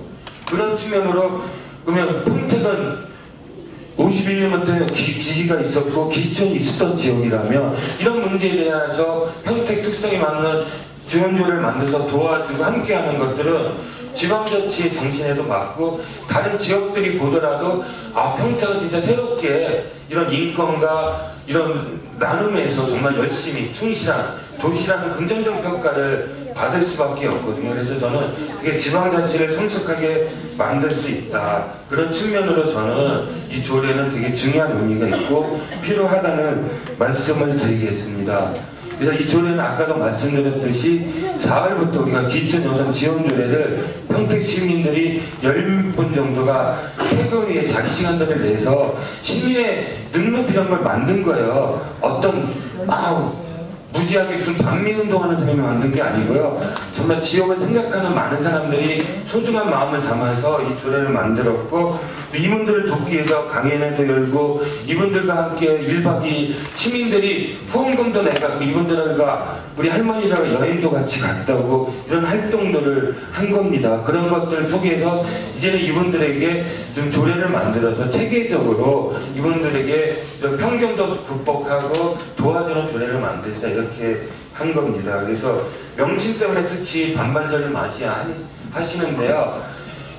이 법에서도 그리고 경기도 조례 뒤에 일부러 넣었는데 이거는 우리가 일부러 의도를 갖고 미군위안부라고 표현하고 조례를 만든 게 아닙니다. 보시면 경기도의회나 법률에서 먼저 미군위안부라고 법률적으로 학술적으로 정리가 됐기 때문에 그거 평택시 옛날 자료들 문서를 보면요 이 할머니를 위안부라고 표현하고 위안부 현황 조사를 해요. 이렇게 행정 문서에도 다 그렇게 나와 있습니다. 그렇기 때문에 우리가 조례는 구체적으로 접근해야 되기 때문에 미군 위안부 조례 지원조례라고 쓴 거지 우리가 어떤 아까 막 의도 때문에 이거 했다고 막 그러시는데 그거하고는 전혀 상관없는 겁니다. 그런 객관적인 문제 때문에 이렇게 썼던 건데요. 그러나 지역사회가 이런 부분에 대해서 다양한 의견들이 있고 또 고민들이 있고 또 받아들일 수 없고 그렇다면 저희는 일단 아까도 말씀했듯이 이분들이 살면 얼마나 살겠습니까? 10년이에요 길면. 그래서 이분들이 살아계실 동안 조금이라도 마음의 의안을 받고 또 조금이라도 도움이 될 수 있는 게 저희는 목표이기 때문에 그 명칭은 이따 토론 시간에 뭐 다양한 의견도 나오고 그런 표현이 정말 받아들이기 어렵다면 저는 미군 위안부 조례가 아니라 다른 명칭도 좋다고 저는 생각합니다. 열어놓고 저는 충분히 조례를 만들 생각이 있고요. 그런 약속은 우리 이은희 회장님에게도 제가 며칠 전에 만나서 이 얘기는 충분히 설명도 드렸던 거거든요. 그래서 같이 우리가 이 문제는 우리가 의견을 모아서 좀 정리하면 되지 않겠습니까? 그래서 그걸 통해서 우리가 정말 이번에는 우리 조례가 만들어질 수 있도록 우리 모든 행성의 주민들이 같이 손을 잡고 같이 해주시면 참 좋겠습니다. 그럼 얼마나 아름다운 사회이고 또 우리 이웃에 대한 정말 따뜻한 마음이겠습니까? 그래서 일단 조례는 그래서 크게는 4가지 틀입니다. 총칙은 이제 목적이나 정의, 또 시장이 어떻게 해야 된다는 그런 책무가 들어가는 거고요.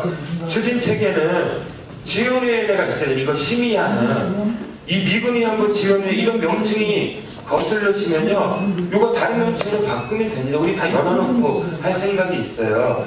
그리고 이제 지원 대상자, 지원사업 이런 것들을 규정을 해놔야지 누구를 지원해주고 어떻게 지원하는 방식을 만들 수 있는 거 아닙니까? 그리고 복직은 잘못된 지원은 또 한수도 해야 되고 또 이런 분들은 아직은 사회적으로 우리가 또 보호해줘야 되잖아요. 그래서 비밀도 좀 지켜줘야 되고 이런 기본적인 사항들로 이렇게 조례를 만든 겁니다. 그래서 이 조례는 우리가 이번 토론회가 끝나면 여러 의견을 모은 다음에요, 8월달에 시청하고 우리 시위하고 간담회를 열어서 좀 다듬어갖고 오늘 의견들을 토대로 그래서 좀 올 빠른 시간 안에 조례를 상정해서 만들어서 하려는 게 우리의 목표이고요. 그런 희망을 갖고 있습니다. 그런 목표에 우리 주역 주민들이 함께 손을 잡아주시고 함께 해주시면 좋을 것 같습니다. 그래서 35페이지부터 이 조례 설명은 쭉 읽어보시면 될 것 같아요. 어렵진 않고 누구나 쉽게 볼 수 있으니까요. 그리고 그 뒤에 보면 경기도의 경기도 미군의 지원조례 발의안도 이렇게 있어요. 이런 것도 한번 보시면서 우리 평택에서는 우리 지역 특성들을 고민해서 더 접근했고 좀 만들려고 노력했다. 그리고 앞으로도 이런 것들을 열어놓고 갈 계획이라는 것들을 꼭 아시고 함께 이렇게 열린 마음으로 같이 이번 조례가 만들어질 수 있도록 협조해 주시면 고맙겠습니다. 그 조례는 좀 읽어보시는 거로 하고요. 좀 장하게 앞부분에 설명을 했는데요. 좀 이해해 주시기 바라고 감사합니다. 고맙습니다.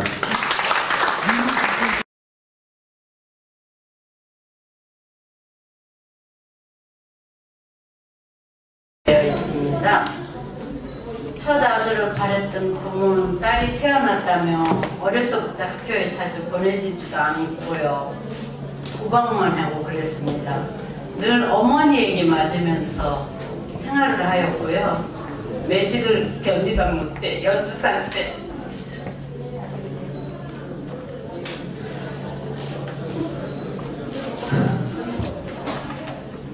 집을 나와가지고요. 기차에서 만난 사람을 따라서 서울로 가서 식모살이를 하겠습니다. 이후 다른 집을 전전하다가 19살 때 또래 친구들과 함께 송탄 포도집에 들어갔으나 적응이 잘 되지 않았어요. 그랬는데 아가씨 집에서 식모살이를 하였습니다. 이후 성안, 김제, 진천, 대한, 안정리에서 미군들과 지냈습니다. 성안에서의 성병 검진은 화요일과 금요일에 받았습니다. 성병 검진을 받지 않으면 성안역에서 클럽에서 일을 할 수도 없고 살 수도 없었습니다. 그래서 하늘이 두 쪽이 나도 검진을 꼭 철저히 받아야 했습니다. 그 당시 진천, 대안, 성안 지역은 의회 보건소가 있었지만 보건소 직원들이 군 부대 근처에 동네로 와서 성병 검진을 했던 것으로 기억합니다. 제가 1976년 안정리에 와서 일을 했고요. 총무와 감찰 일을 1978년부터 시작했습니다.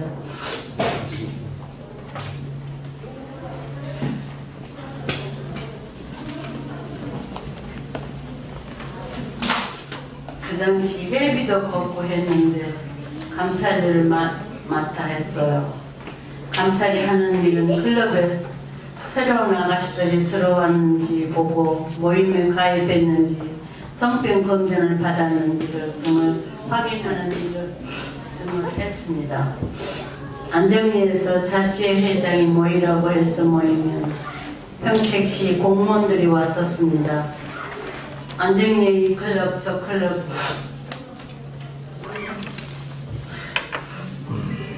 돌아다니며 교육을 받았습니다. 시청이나 법사무소 관리자 등 여러 사람들이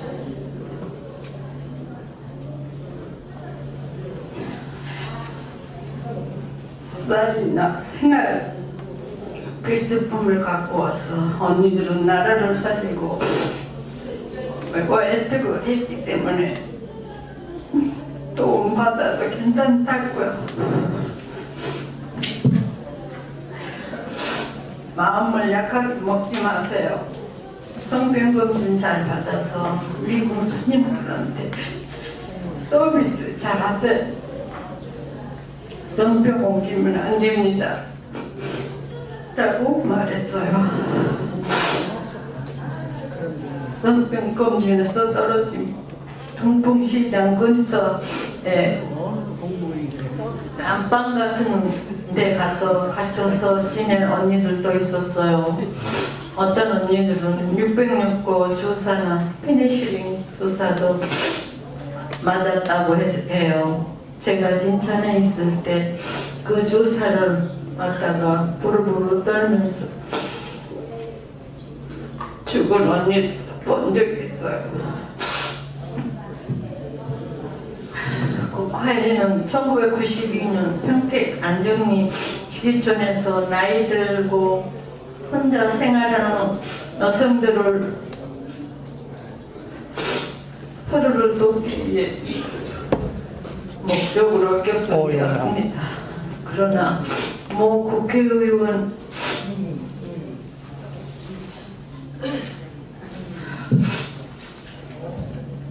투표를 목적으로 국회 결성을 후원하였습니다.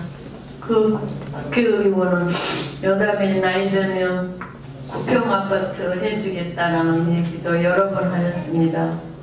현재 대부분의 언니들은 기초수급비 30~40만 원으로 한 달을 생활하는데 월세를 지출하고 나면 26만 원으로 생활비 및 인일을 가신 일이라면서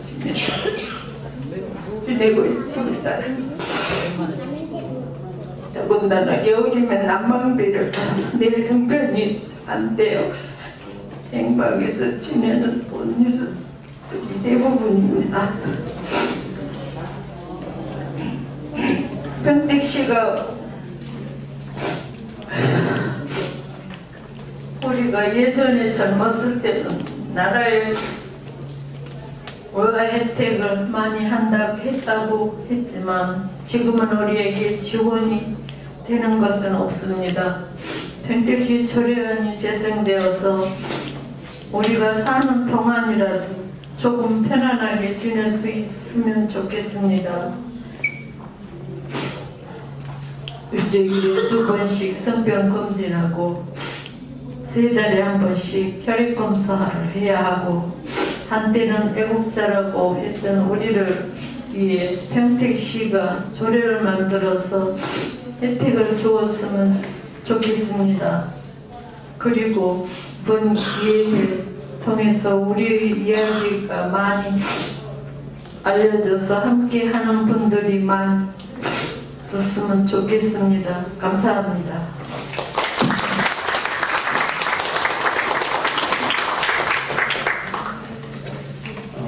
여러 언론이나 또 방송을 통해서 이 어르신들의 이야기들이 많이 전해지긴 했습니다만 또 오늘 이 토론회 자리에서 김숙자 어르신의 얘기를 들으니까 또다시 좀 마음이 찐해지고 짠해지고 하는 생각이 듭니다. 하지만은 이런 부분들을 우리가 풀어야 될 과제라고 생각하기 때문에 또 오늘 이 자리가 마련된 것 같습니다.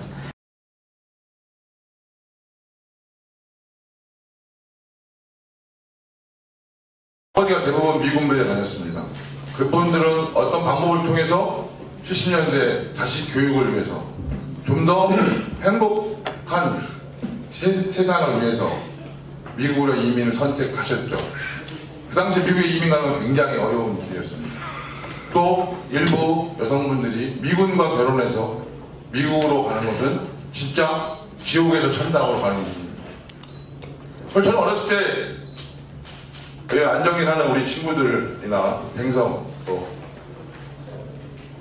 지금 원평동이라고 하죠. 근데 옛날에 뚝넘어라고 했습니다. 뚝넘어. 그러면 이쪽에서는 저쪽이 뚝넘어고 저쪽에서는 이쪽이 뚝넘어인데 그때 당시에는 우리 원평동이 굉장히 어려운 데 사는 동네. 왜? 6.25 때 폭격을 당해서 새로 건설된 건 지금 신평동 쪽에 새로 건설이 되고 원평동은 아주 어렵고 가난한 사람들이 살던 동네였어요. 그래서 그 신평동 쪽 더 넓은 쪽에 사는 분들이 그 원평동 동네를 호칭하는 명칭이 뚝넘어. 너 뚝넘어 살지? 그 말에 담긴 비하감. 저는 지금도 생사에 간직하고 있습니다. 여러분, 서울에 가서 제가 한번 강남에 잠시 20년, 30년 된 아파트에서 자취한 적이 있습니다. 그때 그분이 어떤 분이 물어봤습니다. 어디 사나 학생? 예, 평택에 삽니다. 아, 그래? 하는 그때 그 반응은 아, 좋은 동네 산다는 반응이었겠습니까? 그러니까 사람은 상대적인 겁니다. 우리의 부가 예를 들어서 우리가 10만 불을 버는 나라에 가면 우리는 가난한 나라의 사람입니다. 3만 불밖에 안 되니까요. 3만 불조차 안 되니까. 그러나 아프리카에 300달러 버는 동네 가면 우리는 부자 나라에서 온 사람들인 겁니다. 이것은 상대적인 겁니다. 부라고 하는 것. 절대적 빈곤을 벗어난 이후에 부라고 하는 것은 상대적인 겁니다. 근데 우리 이 시대는 이 70년대, 50년대, 60년대, 70년대는 절대적 빈곤의 시대였습니다. 밥을 굶지 않는 것을 자랑으로 했던 시대입니다. 그 시대의 우리 아픔입니다. 그리고 한국 전쟁, 남북 분단, 이 현실을 반영한 것입니다. 이것이 누구의 책임이다라고 얘기할 수 있는 사안이 아닙니다. 예를 들어서 제가 이런 말씀을 드리는데 오해가 있는 아까 우리 주민분께서 유인물 주셔서 제가 읽어봤는데요. 저는 지금 더불어민주당 소속 시의원입니다. 저는 2002년 노무현 대통령이 대통령 될 때 민주당에 입당해서 지금까지 민주당입니다. 평택에 미군기지가 내려온 걸 결정한 것은 노무현 정부입니다. 노무현 정부는 수도에 있는 미8군을 비롯해서 모든 부대가 평택으로 집결하는 것을 했고 그 당시에 그것을 반대한 주민들을 설득하고 지원을 약속하고 최후에는 군대를 투입해서 정리를 했습니다. 저는 그 부분에 굉장히 가슴 아픈 부분도 있습니다. 왜? 세상에 대한민국의 수도에 미군이 주둔하는 나라가 좋은 나라입니까? 아니면 지방에 주둔하는 나라가 그나마 나은 나라입니까? 저는 지방에 주둔하는 게 그나마 낫다라고 생각합니다. 그런데 그것이 어디냐? 바로 제가 태어난 고향 평택입니다. 이것을 때 우리가 어떤 태도를 가져야 되냐? 당연히 저는 반대할 수 있고 또 내려온다면 정정당당하게 보상을 요구해야 된다고 봅니다. 지금 우리가 받은 게 1조 8천억입니다. 직접 지원. 간접 비용, 즉 고독 신도시까지 포함해서 모든 비용이 18조 몇천억이라고 합니다. 그러니까 실질적 지원 1조 8천억입니다. 만약에 정당한 요구를 가지고 싸웠다면 2조가 됐을지 2조 5천억이 됐을지 3조가 됐을지 아무도 모릅니다. 우리가 평택시를 위해서 할 수 있는 부분들을 그때 잘 서로 토론하고 대화하고 해서 어떻게 하는 것이 평택 시민을 위한 길이었는지 논의했었어야 다 본다고 보고요. 또 하나 제가 말씀드리는 건 우리가 이러한 부분들을 오늘 논의하면서 여기 지역에 계신 분들이 또 관심 있는 분들이 각자의 생계와 생존의 여러 가지 가능성을 가지고 있습니다. 저는 예를 들어서 우리가 어떠한 부분에 문제가 있을 때 무조건 된다 안 된다 이런 것이 아니라 여기 살아가시는 분들도 잘 살아가셔야 되잖아요. 이런 부분들이 충분히 대안이 마련되지 않고는 저는 함부로 전 미군 철수를 주장한다든가 이런 건 전 반대합니다. 남북의 지금의 문제는 저는 남북 간에 있어서는 평화협정을 맺는다든가 소파를 좀 평등하게 개정해야 돼서 왜 그러냐? 저 보였을 때 옛날에 미군들이 택시기사 때리고 미군 부대 도망가고 교통사고 나고 도망가면 해결할 방법이 없었습니다. 또 술값 끊어먹고 도망가도 두 대 가면 해결할 수 없었고 그러니까 그런 부분에 대한 개정, 소파의 평등한 개정, 뭐 남북의 어떤 교류 이런 거에 중심이 돼야지 현재는 저는 그런 상황은 아니다. 근데 이제 그런 우려를 아마 여기 쓰셔서 제가 말씀을 드리는 거고요. 진짜 남북이 통일되고 동북아가 완전히 평화치가 구축되고 그런 진짜 좀 먼 날에 이야기될 문제고 그때 또 평택이 어떻게 살아가야 되는 또 다른 진짜 오랜 세월 후의 문제라고 저는 보고요. 저희 이제 이 조회가 평택에서 애쓰신 뭐 우리 우순덕 회장님이나 우리 여러 이제 계신데요. 이제 이 정도 예산도 제가 대충 봤을 때 연간 한 2억에서 3억 이하이고 그리고 진짜 살리시는 분들이 아까 뭐 말씀하시는 거 저도 눈물이 나는데 그 정도 지원을 충분히 할 수 있다. 그런 부분이고 현재 명칭에 대해서는 여러 의견들이 있으시잖아요. 그래서 물론 저는 법률적이나 학술적으로는 근거가 있다고는 보지만 우리 평택 시민들 여러분의 정서상의 문제라든가 또 이런 문제를 지원이 더 중요한 거니까 명칭의 문제는 좀 저는 좀 해서 명칭을 뭐 평택 기지촌 여성 월간 조례 이런 식으로 명칭을 좀 변경하는 것을 검토했으면 좋겠고요. 그래서 좀 빨리 지원이 되는 방향에서 조례가 좀 제정됐으면 좋겠다. 그래서 우리 할머니들이 좀 어렵게 사시는데 그래서 우리 평택시가 관심을 갖고 인하와 지원했다. 이런 것을 속에서 평택이 더불어도 같이 잘 사는 그런 평택시가 됐으면 합니다. 이상으로 마치겠습니다.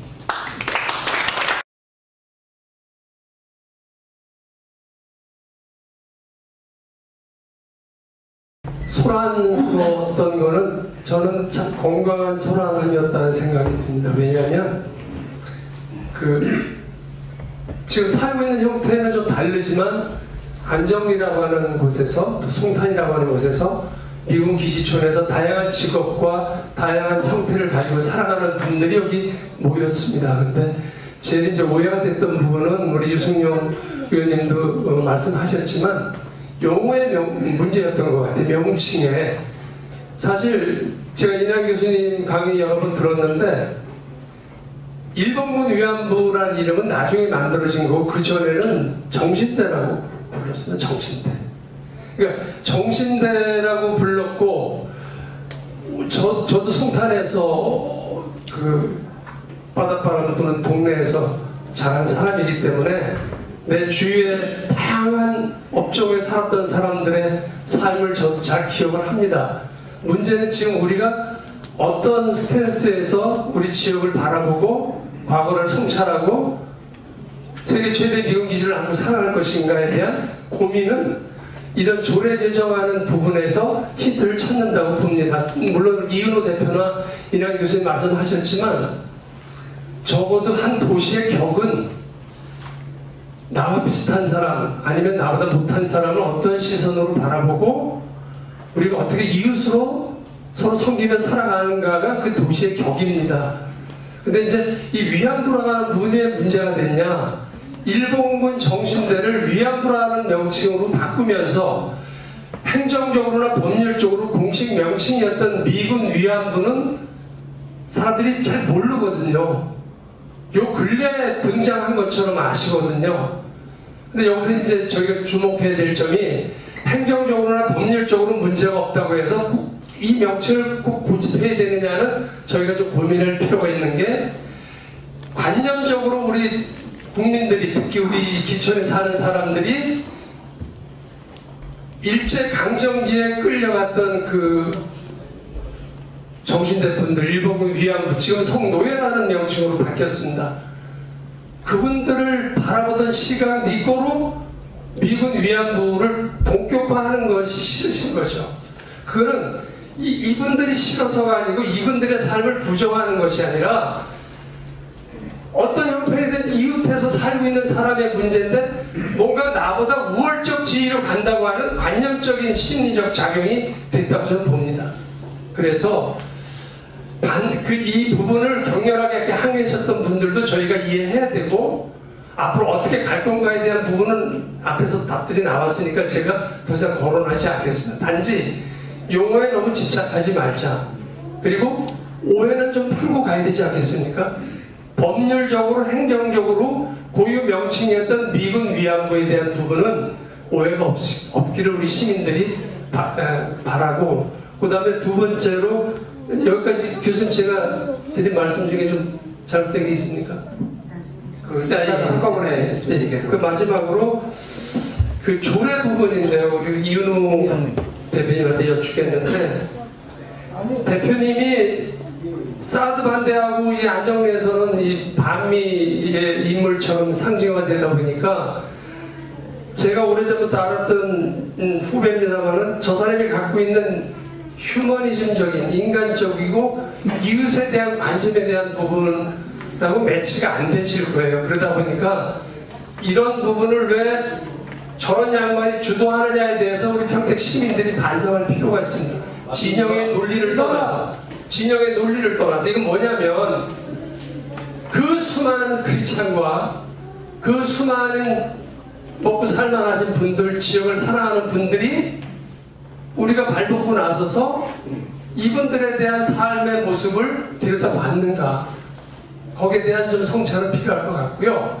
누가 주도했는가는 중요한 것이 아니라고 봅니다. 거기에 다양한 시민들이 모여서 일을 하기 때문에 요 팩트 자체로 봐야 되고, 두 번째, 제가 이 햇살 사회복지에 몇 번 가봤는데 아이러니하게도 이윤우 대표도 얘기했지만 미군 가족들, 미군 부인들이 와서 예배 드리고 담소를 나누고, 그 상징하는 바가 뭐겠습니까? 반미의 문제가 아니거든요.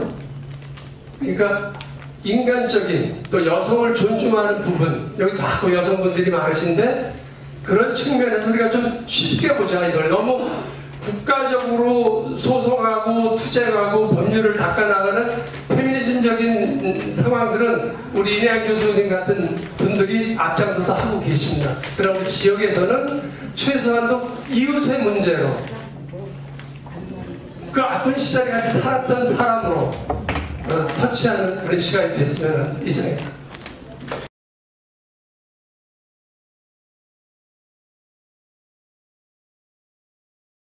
이전에 오는 구조이기 때문에 저는 평택을 준비로 아마 경기도와 그 다음에 전체적인 입법 과정이 좀 영향을 줄 수 있는, 윈윈할 수 있는 구조가 여기서부터 좀 시작되지 않을까. 저는 오늘 이 자리가 그 출발이라고 생각이 들고요. 그 이나연 선생님 말씀하셨던 것처럼 지금 아직 고법 판결만 나 있는 상태입니다. 이제 대법을 기다리고 있는 건데, 가장 중요한 거는 항상 우리가 성매매 문제 나오면 정말 이게 자발이냐 아니냐 이 문제 갖고 얘기하시거든요. 근데 국가가 지금 명확히 인정한 부분은 법률에 근거 없이, 전혀 근거 없이 강제로 가뒀고, 그 다음에 강제로 조사했고, 그 다음에 감금했고, 이런 것들이 법정에서 인정이 된 거거든요. 사법부를 통해서. 잠시만요. 어떤 걸 감금했습니까?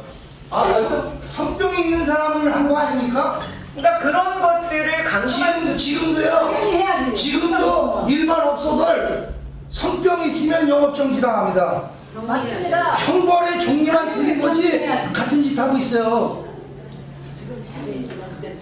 그러니까 그때 당시에는 그런 분들을 감금할 수 있는 근거법이 없었어요. 없죠. 근데 미군이 강제로 한 겁니까? 이분들 강제로 끌려가서 한 거예요? 강제로 끌려가는 경우는 예예. 몽키하우스나 이런 경우에는 거의 예. 몽키하우스는 미국 교도소인데 무슨 거기를 누가 가요?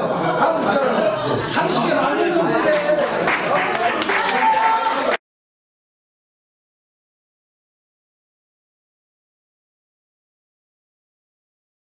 그 진행하는 그냥 발언을 먼저 좀 하도록 하겠습니다. 평온한 그 바다는 훌륭한 뱃사공을 만들지 못한다라고 하는 말이 있잖아요. 오늘 격정하게 이렇게 격정스럽게 막 그렇게 혼돈 속에서 있다가 많이 이렇게 차분해진 우리의 모습을 보고서 참 우리가 참 좋다. 그리고 우리가 훌륭한 뱃사원이다라고 하는 생각을 좀 해봅니다. 그럼에도 좀 염려스러운 것이 아까 굉장히 혼란스러워서 그런 부분에서 제가 우리가 좀 회의법을 알고 진행을 했으면 어떨까 하는 제안입니다. 우리가 이제 토론이라고 하는 것이 어떤 문제에 대해서 옳고 그름을 얘기하는 자리잖아요. 제가 오늘 이렇게 보니까 지원 조례, 평택 이 지원 조례의 것과 그 다음에 이제 위안부에 대한 명칭 이 부분들이 굉장히 이제 우리가 주요하게 다뤄져야 할 것인데 첫 번째로 아까 위안부라고 하는 명칭 속에서 굉장히 혼동스러웠다라고 봐져요. 그래서 이제 제가 말씀드리고자 하는 것은 회의라고 하는 것이 토론이라고 하는 것이 찬성과 반대 의견들을 얘기하고 또 중요한 것이 또 횟수도 제한이 좀 돼야 되고 그 다음에 특별히 어떤 폭력적이나 이런 것들이 삼갈 수 있는 그런 울타리가 우리 안에서 충분히 확보되어야 훌륭한 짧은 시간 동안에 훌륭한 어떤 우리들의 어떤 성취물들을 결과물들을 얻을 수 있다라고 생각이 됩니다. 그래서 이것은 우리들이 토론자로서 참여한 우리 모두의 역량 속에서 아름다운 결과들을 얻을 수 있으니까 여러분들이 허락이 되어 주신다라고 하면 굉장히 이 사회를 보시는 우리 박사장님께서 어려움이 이렇게 가중되지 않도록 여러분들이 이런 이제 회의의 어떤 질서들이 잘 발휘될 수 있도록 협조를 좀 해주시고 만일 그렇게 되지 못할 때는 적절하게 어떤 협조가 잘 될 수 있도록 요청도 해야 될 것이고 그러나 그것도 발휘가 되지 않을 때는 어떤 회의에 그거 우리가 방해하려고 온 건 아니지 않습니까? 그러니까 그런 부분에서 좀 적절히 조치가 되어줬으면 좋겠다 하는 것과 하나는요. 제가 이제 지원 조례권에서 아까 세부적으로 그렇게 내용적으로 우리가 충분히 검토할 내용들이 있다라고 보여지는데 그런 의미에서도 아까 이제 위안부의 용어의 문제들 우리 아까 패널들께서는 이거 기지천 여성으로 할 수 있겠다 미리 이제 이렇게들 하는데 저 개인적으로 생각할 때는 우리가 아까 법적으로 구체적인 어떤 조례건들에 필요한 부분들을 얘기하셨고 또 우리 이남 교수님께서 위안부의 역사 이런 부분에서 얘기했다라고 하면 그것이 경기도에서 굉장히 고민을 했다라고 얘기를 하셨어요. 그러나 오늘 그것은 경기도가 얘기할 게 아니라 우리 평택시 우리 시민들이 결정을 해야 할 수 있는 부분이잖아요. 그래서 저는 충분히 얘기를 들었으니까 우리가 열린 마음으로 그런 부분들이 더 접근해 가는 역량들이 발휘되어졌으면 어떨까 하는 생각을 해보고요. 첫 번째로는 아까 회의의 진행들 제가 오늘 4시까지라고 해서 약속을 정해져 있어요. 그래서 이건 내가 조금 미리 한번 말씀을 드리고 그리고 제가 이 자리를 죄송합니다만 그렇게 양해를 좀 부탁드리면서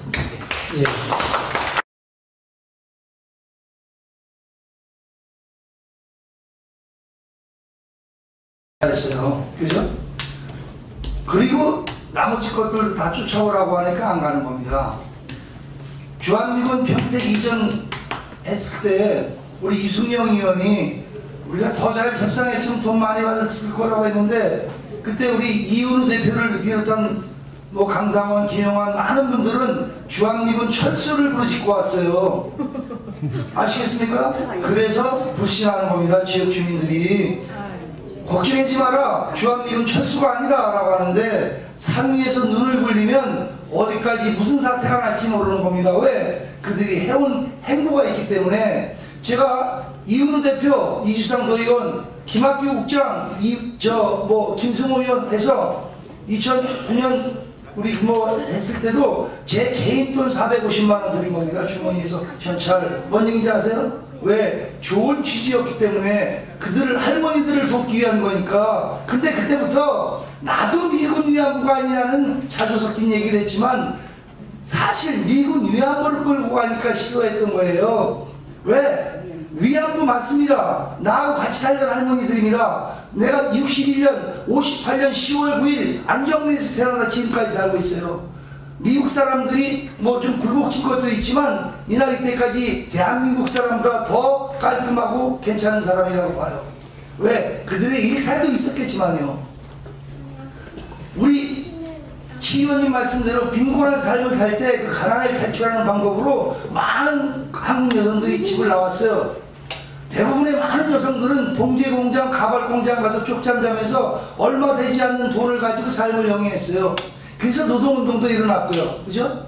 민주주의의 어떤 것들이 일어났는데, 죄송한 얘기지만 이분들은 좀 더 쉽게 가기 위해서 매춘을 선택했던 분들이 많아요. 뭐 이분들 뿐만이 아니에요. 그죠? 한국군을 상대했던 분들, 588 평택 3리 등을 포함한 직장턴 여성들, 그것도 역시 우리들의 아픔인 건 맞습니다.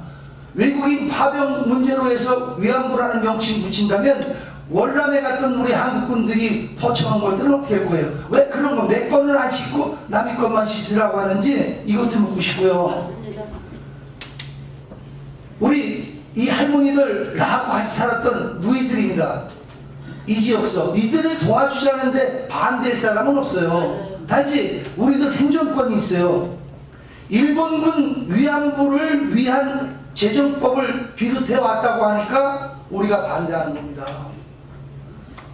매춘을 했어요. 매춘을 한 게 피해자일 수는 없어요. 그죠? 불쌍하니까 우리가 도와줘야 되는 사람이지, 매춘을 한 것이 국가의 잘못이라면 대한민국의 모든 매춘 여성들은 다 피해자가 되는 겁니다.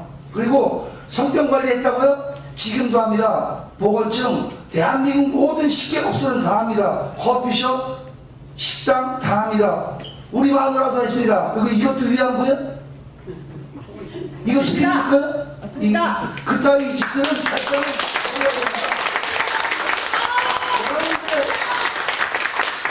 박수가 쳐버리는 게 아니라 여러분들의 순수를 우리가 의심하는 겁니다.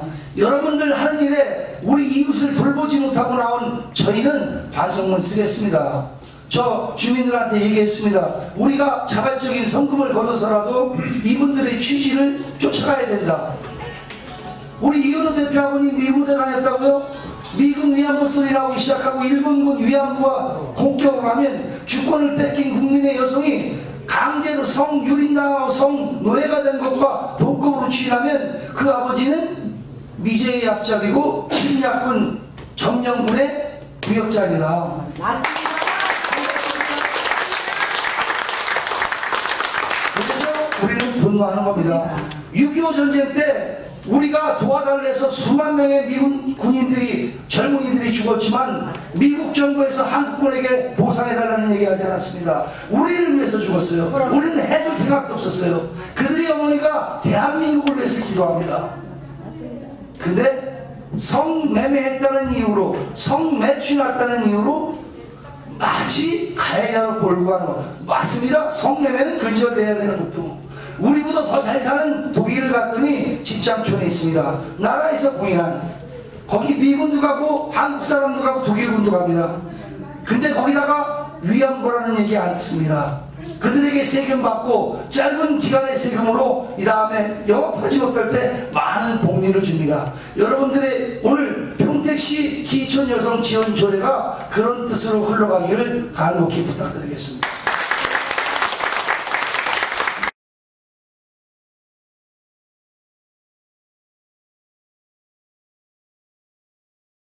조례가 빨리 우리 평택에도 좀 만들어져야 되겠다 이렇게 했는데 수년이 흘렀습니다. 근데 그럼에도 불구하고 지금 오늘 자리가 정말 좋은 자리라고 저는 생각을 합니다.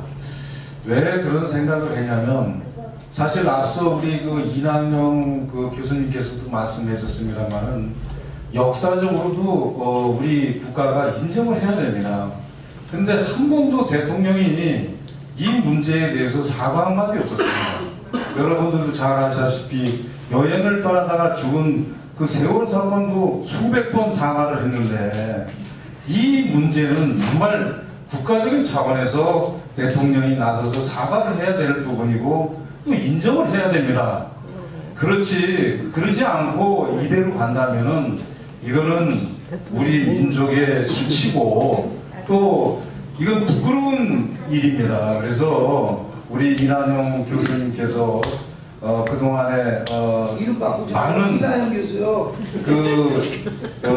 고생을 했습니다만은 정부에 이 문제를 강력하게 좀 얘기를 해서 금년 내에도 정부가 인정을 하고 사과를 할 수 있는 기회를 좀 가졌으면 좋겠고요.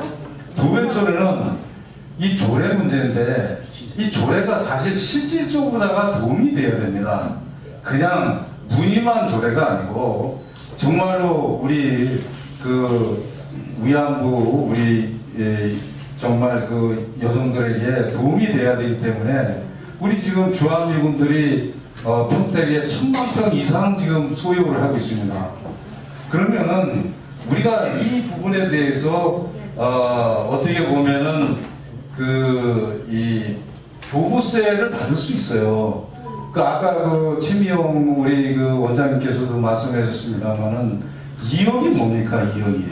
그건 안 하는 게 낫죠. 그래서 교부세를 만약에 받는다면 아까 소파 우리 유승용 우리 의원님께서도 말씀하셨습니다만은 국제적인 소파 규정을 따른다고 한다면 우리가 조 단위를 받을 수 있습니다.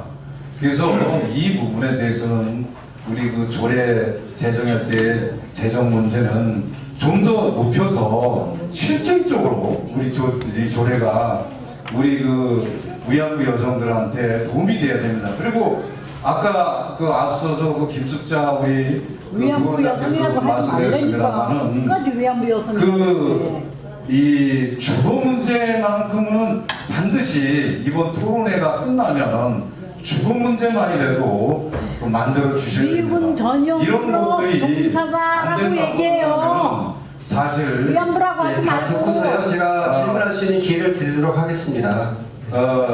이 문제가 바로 이루어져야지 실질적으로 도움이 되기 때문에 사실 토론회로 끝일 것이 아니라 실질적으로 미군 전용 트럭 종사자 여러분이라면서요. 주거 문제는 해결해야 위안부라고 하지 말고 생각을 합니다. 그 다음에 세 번째 마지막으로 오늘 토론회를 이렇게 제가 와서 보니까 그만하세요. 영양가 없는 소리니까. 실질적으로다가 사실 여기에 계신 분들의 공청회를 물론 오늘 토론회도 좋습니다만 이 토론회가 되기 전에 공청회를 좀 많이 가져서 이분들이 하고자 하는 말씀하고자 하는 그런 이 장을 좀 많이 만들어서 이렇게 해주셨으면 고맙겠습니다.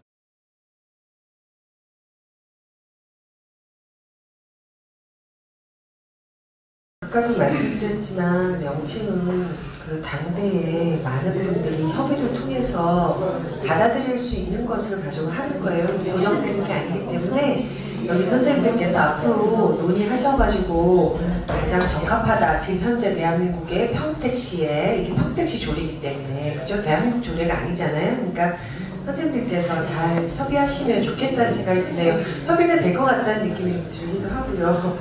그 다음에 또 한마디. 네. 우리 잘못의 질문이 있어요. 아니 질문이 있어요. 나중에. 아니. 이나영 교수님께서 말씀하신. 아니 아까 거를 짚고 한번 넘어가봐요.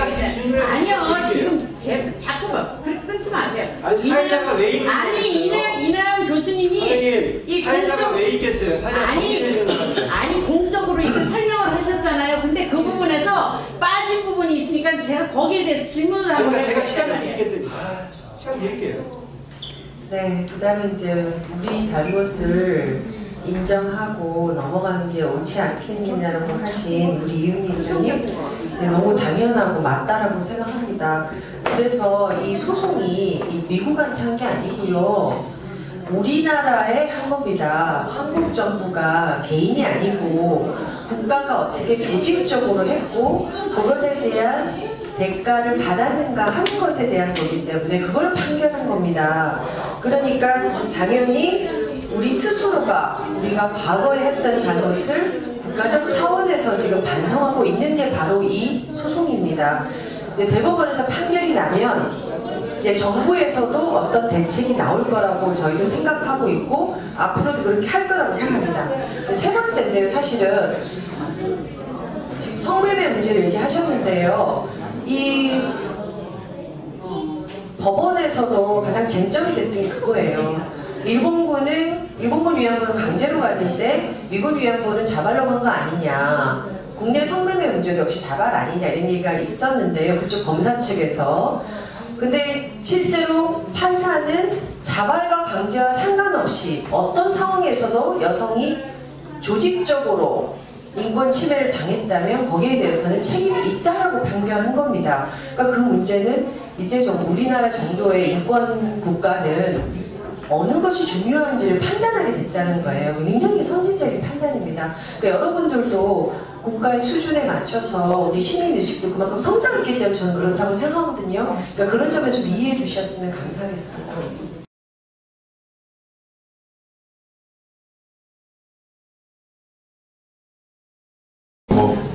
예산 문제까지 실질적으로 검토를 구체적으로 한 건 아니고 무슨 취지의 말씀인지 알겠고 지원할 수 있는 부분에 대해서 여러 각도에서 검토해서 시에 논의하겠습니다. 네.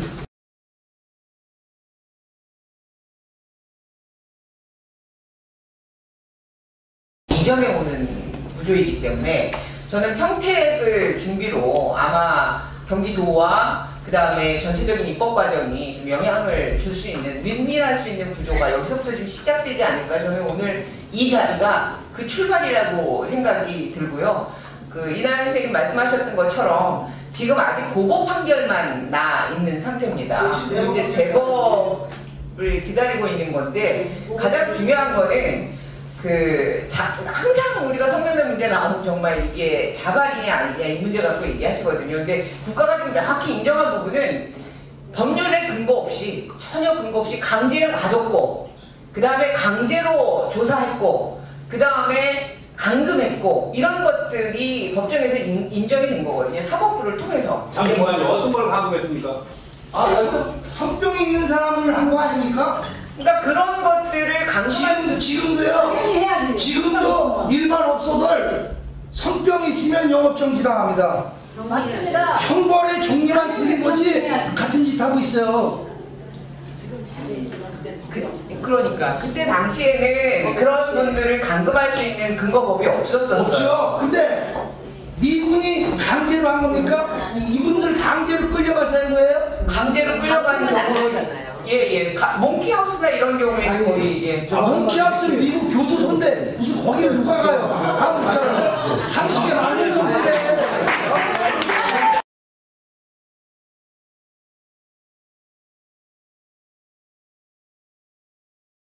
말이 많다고 얘기했으니까 지금 토론회가 되겠습니까? 가장 도덕행위를 하는 사람입니다.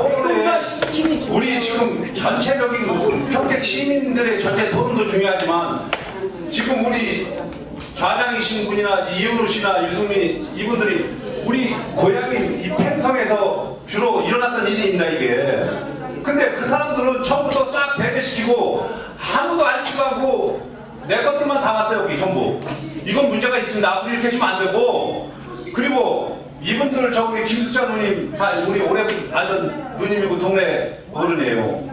저 사람들이 지금 교수님들이 앉은 것 같이 성매매를 해가지고 위안소를 둬가지고 가둬가지고 검진을 시켰다든가 이런 것도 아닙니다. 절대 그런 부분은 곡해시키면 안 된다고 생각을 하고 있습니다. 예?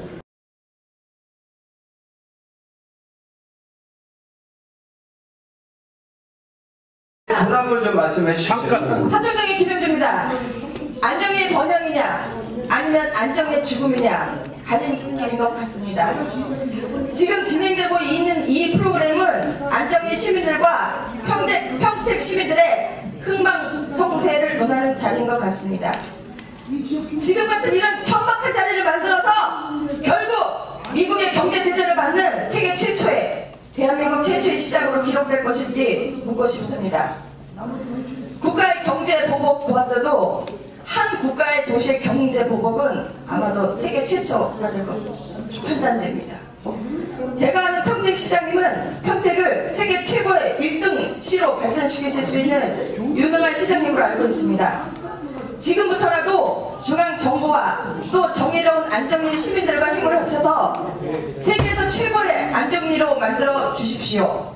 그러면 시장님께서는 대대손손 역사의 인물로 기록되리라 판단됩니다. 지금 대한민국은 여러 가지 선량한 가면을 쓴 단체가 나라를 망치고 있습니다. 맞아요. 맞습니다. 맞습니다.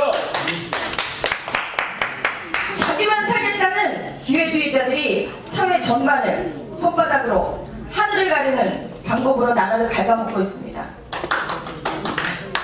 어느 시민단체 편중되지 마시고 시장님의 생각과 판단으로 평택시가 잘 살 수 있는 역량을 발휘해 주십시오. 시민단체는 시민단체일 뿐입니다. 대한민국은 시민단체들에 의해 죽어가고 있습니다. 맞습니다. 에메랄드빛 잔잔한 바다는 참 아름답습니다. 그러나 그 바닷속은 큰 물고기가 작은 물고기를 잡아먹고 작은 물고기들은 도망 다니느라 정신이 없습니다. 푸른 초원, 끝이 보이지 않는 초원은 참으로 아름답습니다. 그러나 초원에서는 큰 짐승이 작은 짐승을 잡아먹고 작은 짐승들은 안 잡혀먹기 위해서 최선의 노력을 합니다. 세상은 그렇게 감상적이지도 않고 아름답지 않습니다. 먹느냐 먹히느냐 생과 사가 오고 갑니다. 지금의 이 천박한 자리를 만들어서 결국 미국의 경제 보복으로 세계 최초의 죽음의 도시가 될 것인지 아니면 땡큐 아메리카 땡큐 US를 외치고 우리의 진정성을 보여줌으로써 세계 최고의 1등 도시로 거듭날 것인지 올바르게 생각하시고 올바르게 판단하시고 올바르게 행동하시기를 간절히 희망합니다. 맞아요.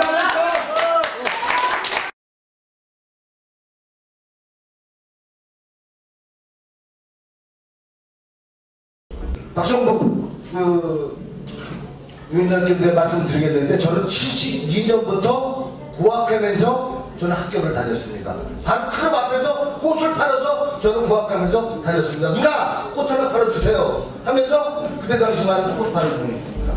그래가지고 지금 여기에 햇살 원장님께 나는 진실을 물어보고 싶어요. 거기서 지금 여성들이 성매매한 여성들이 몇 프로라고 생각합니까? 100%라고 생각합니까? 아닙니다.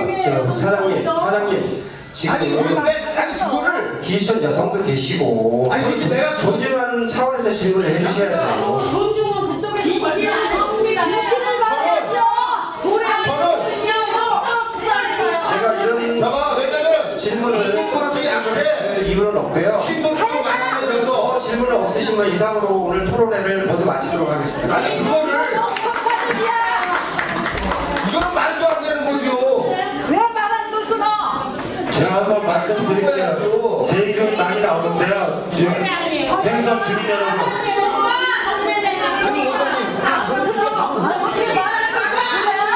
특히 기지처럼 우리 여성분들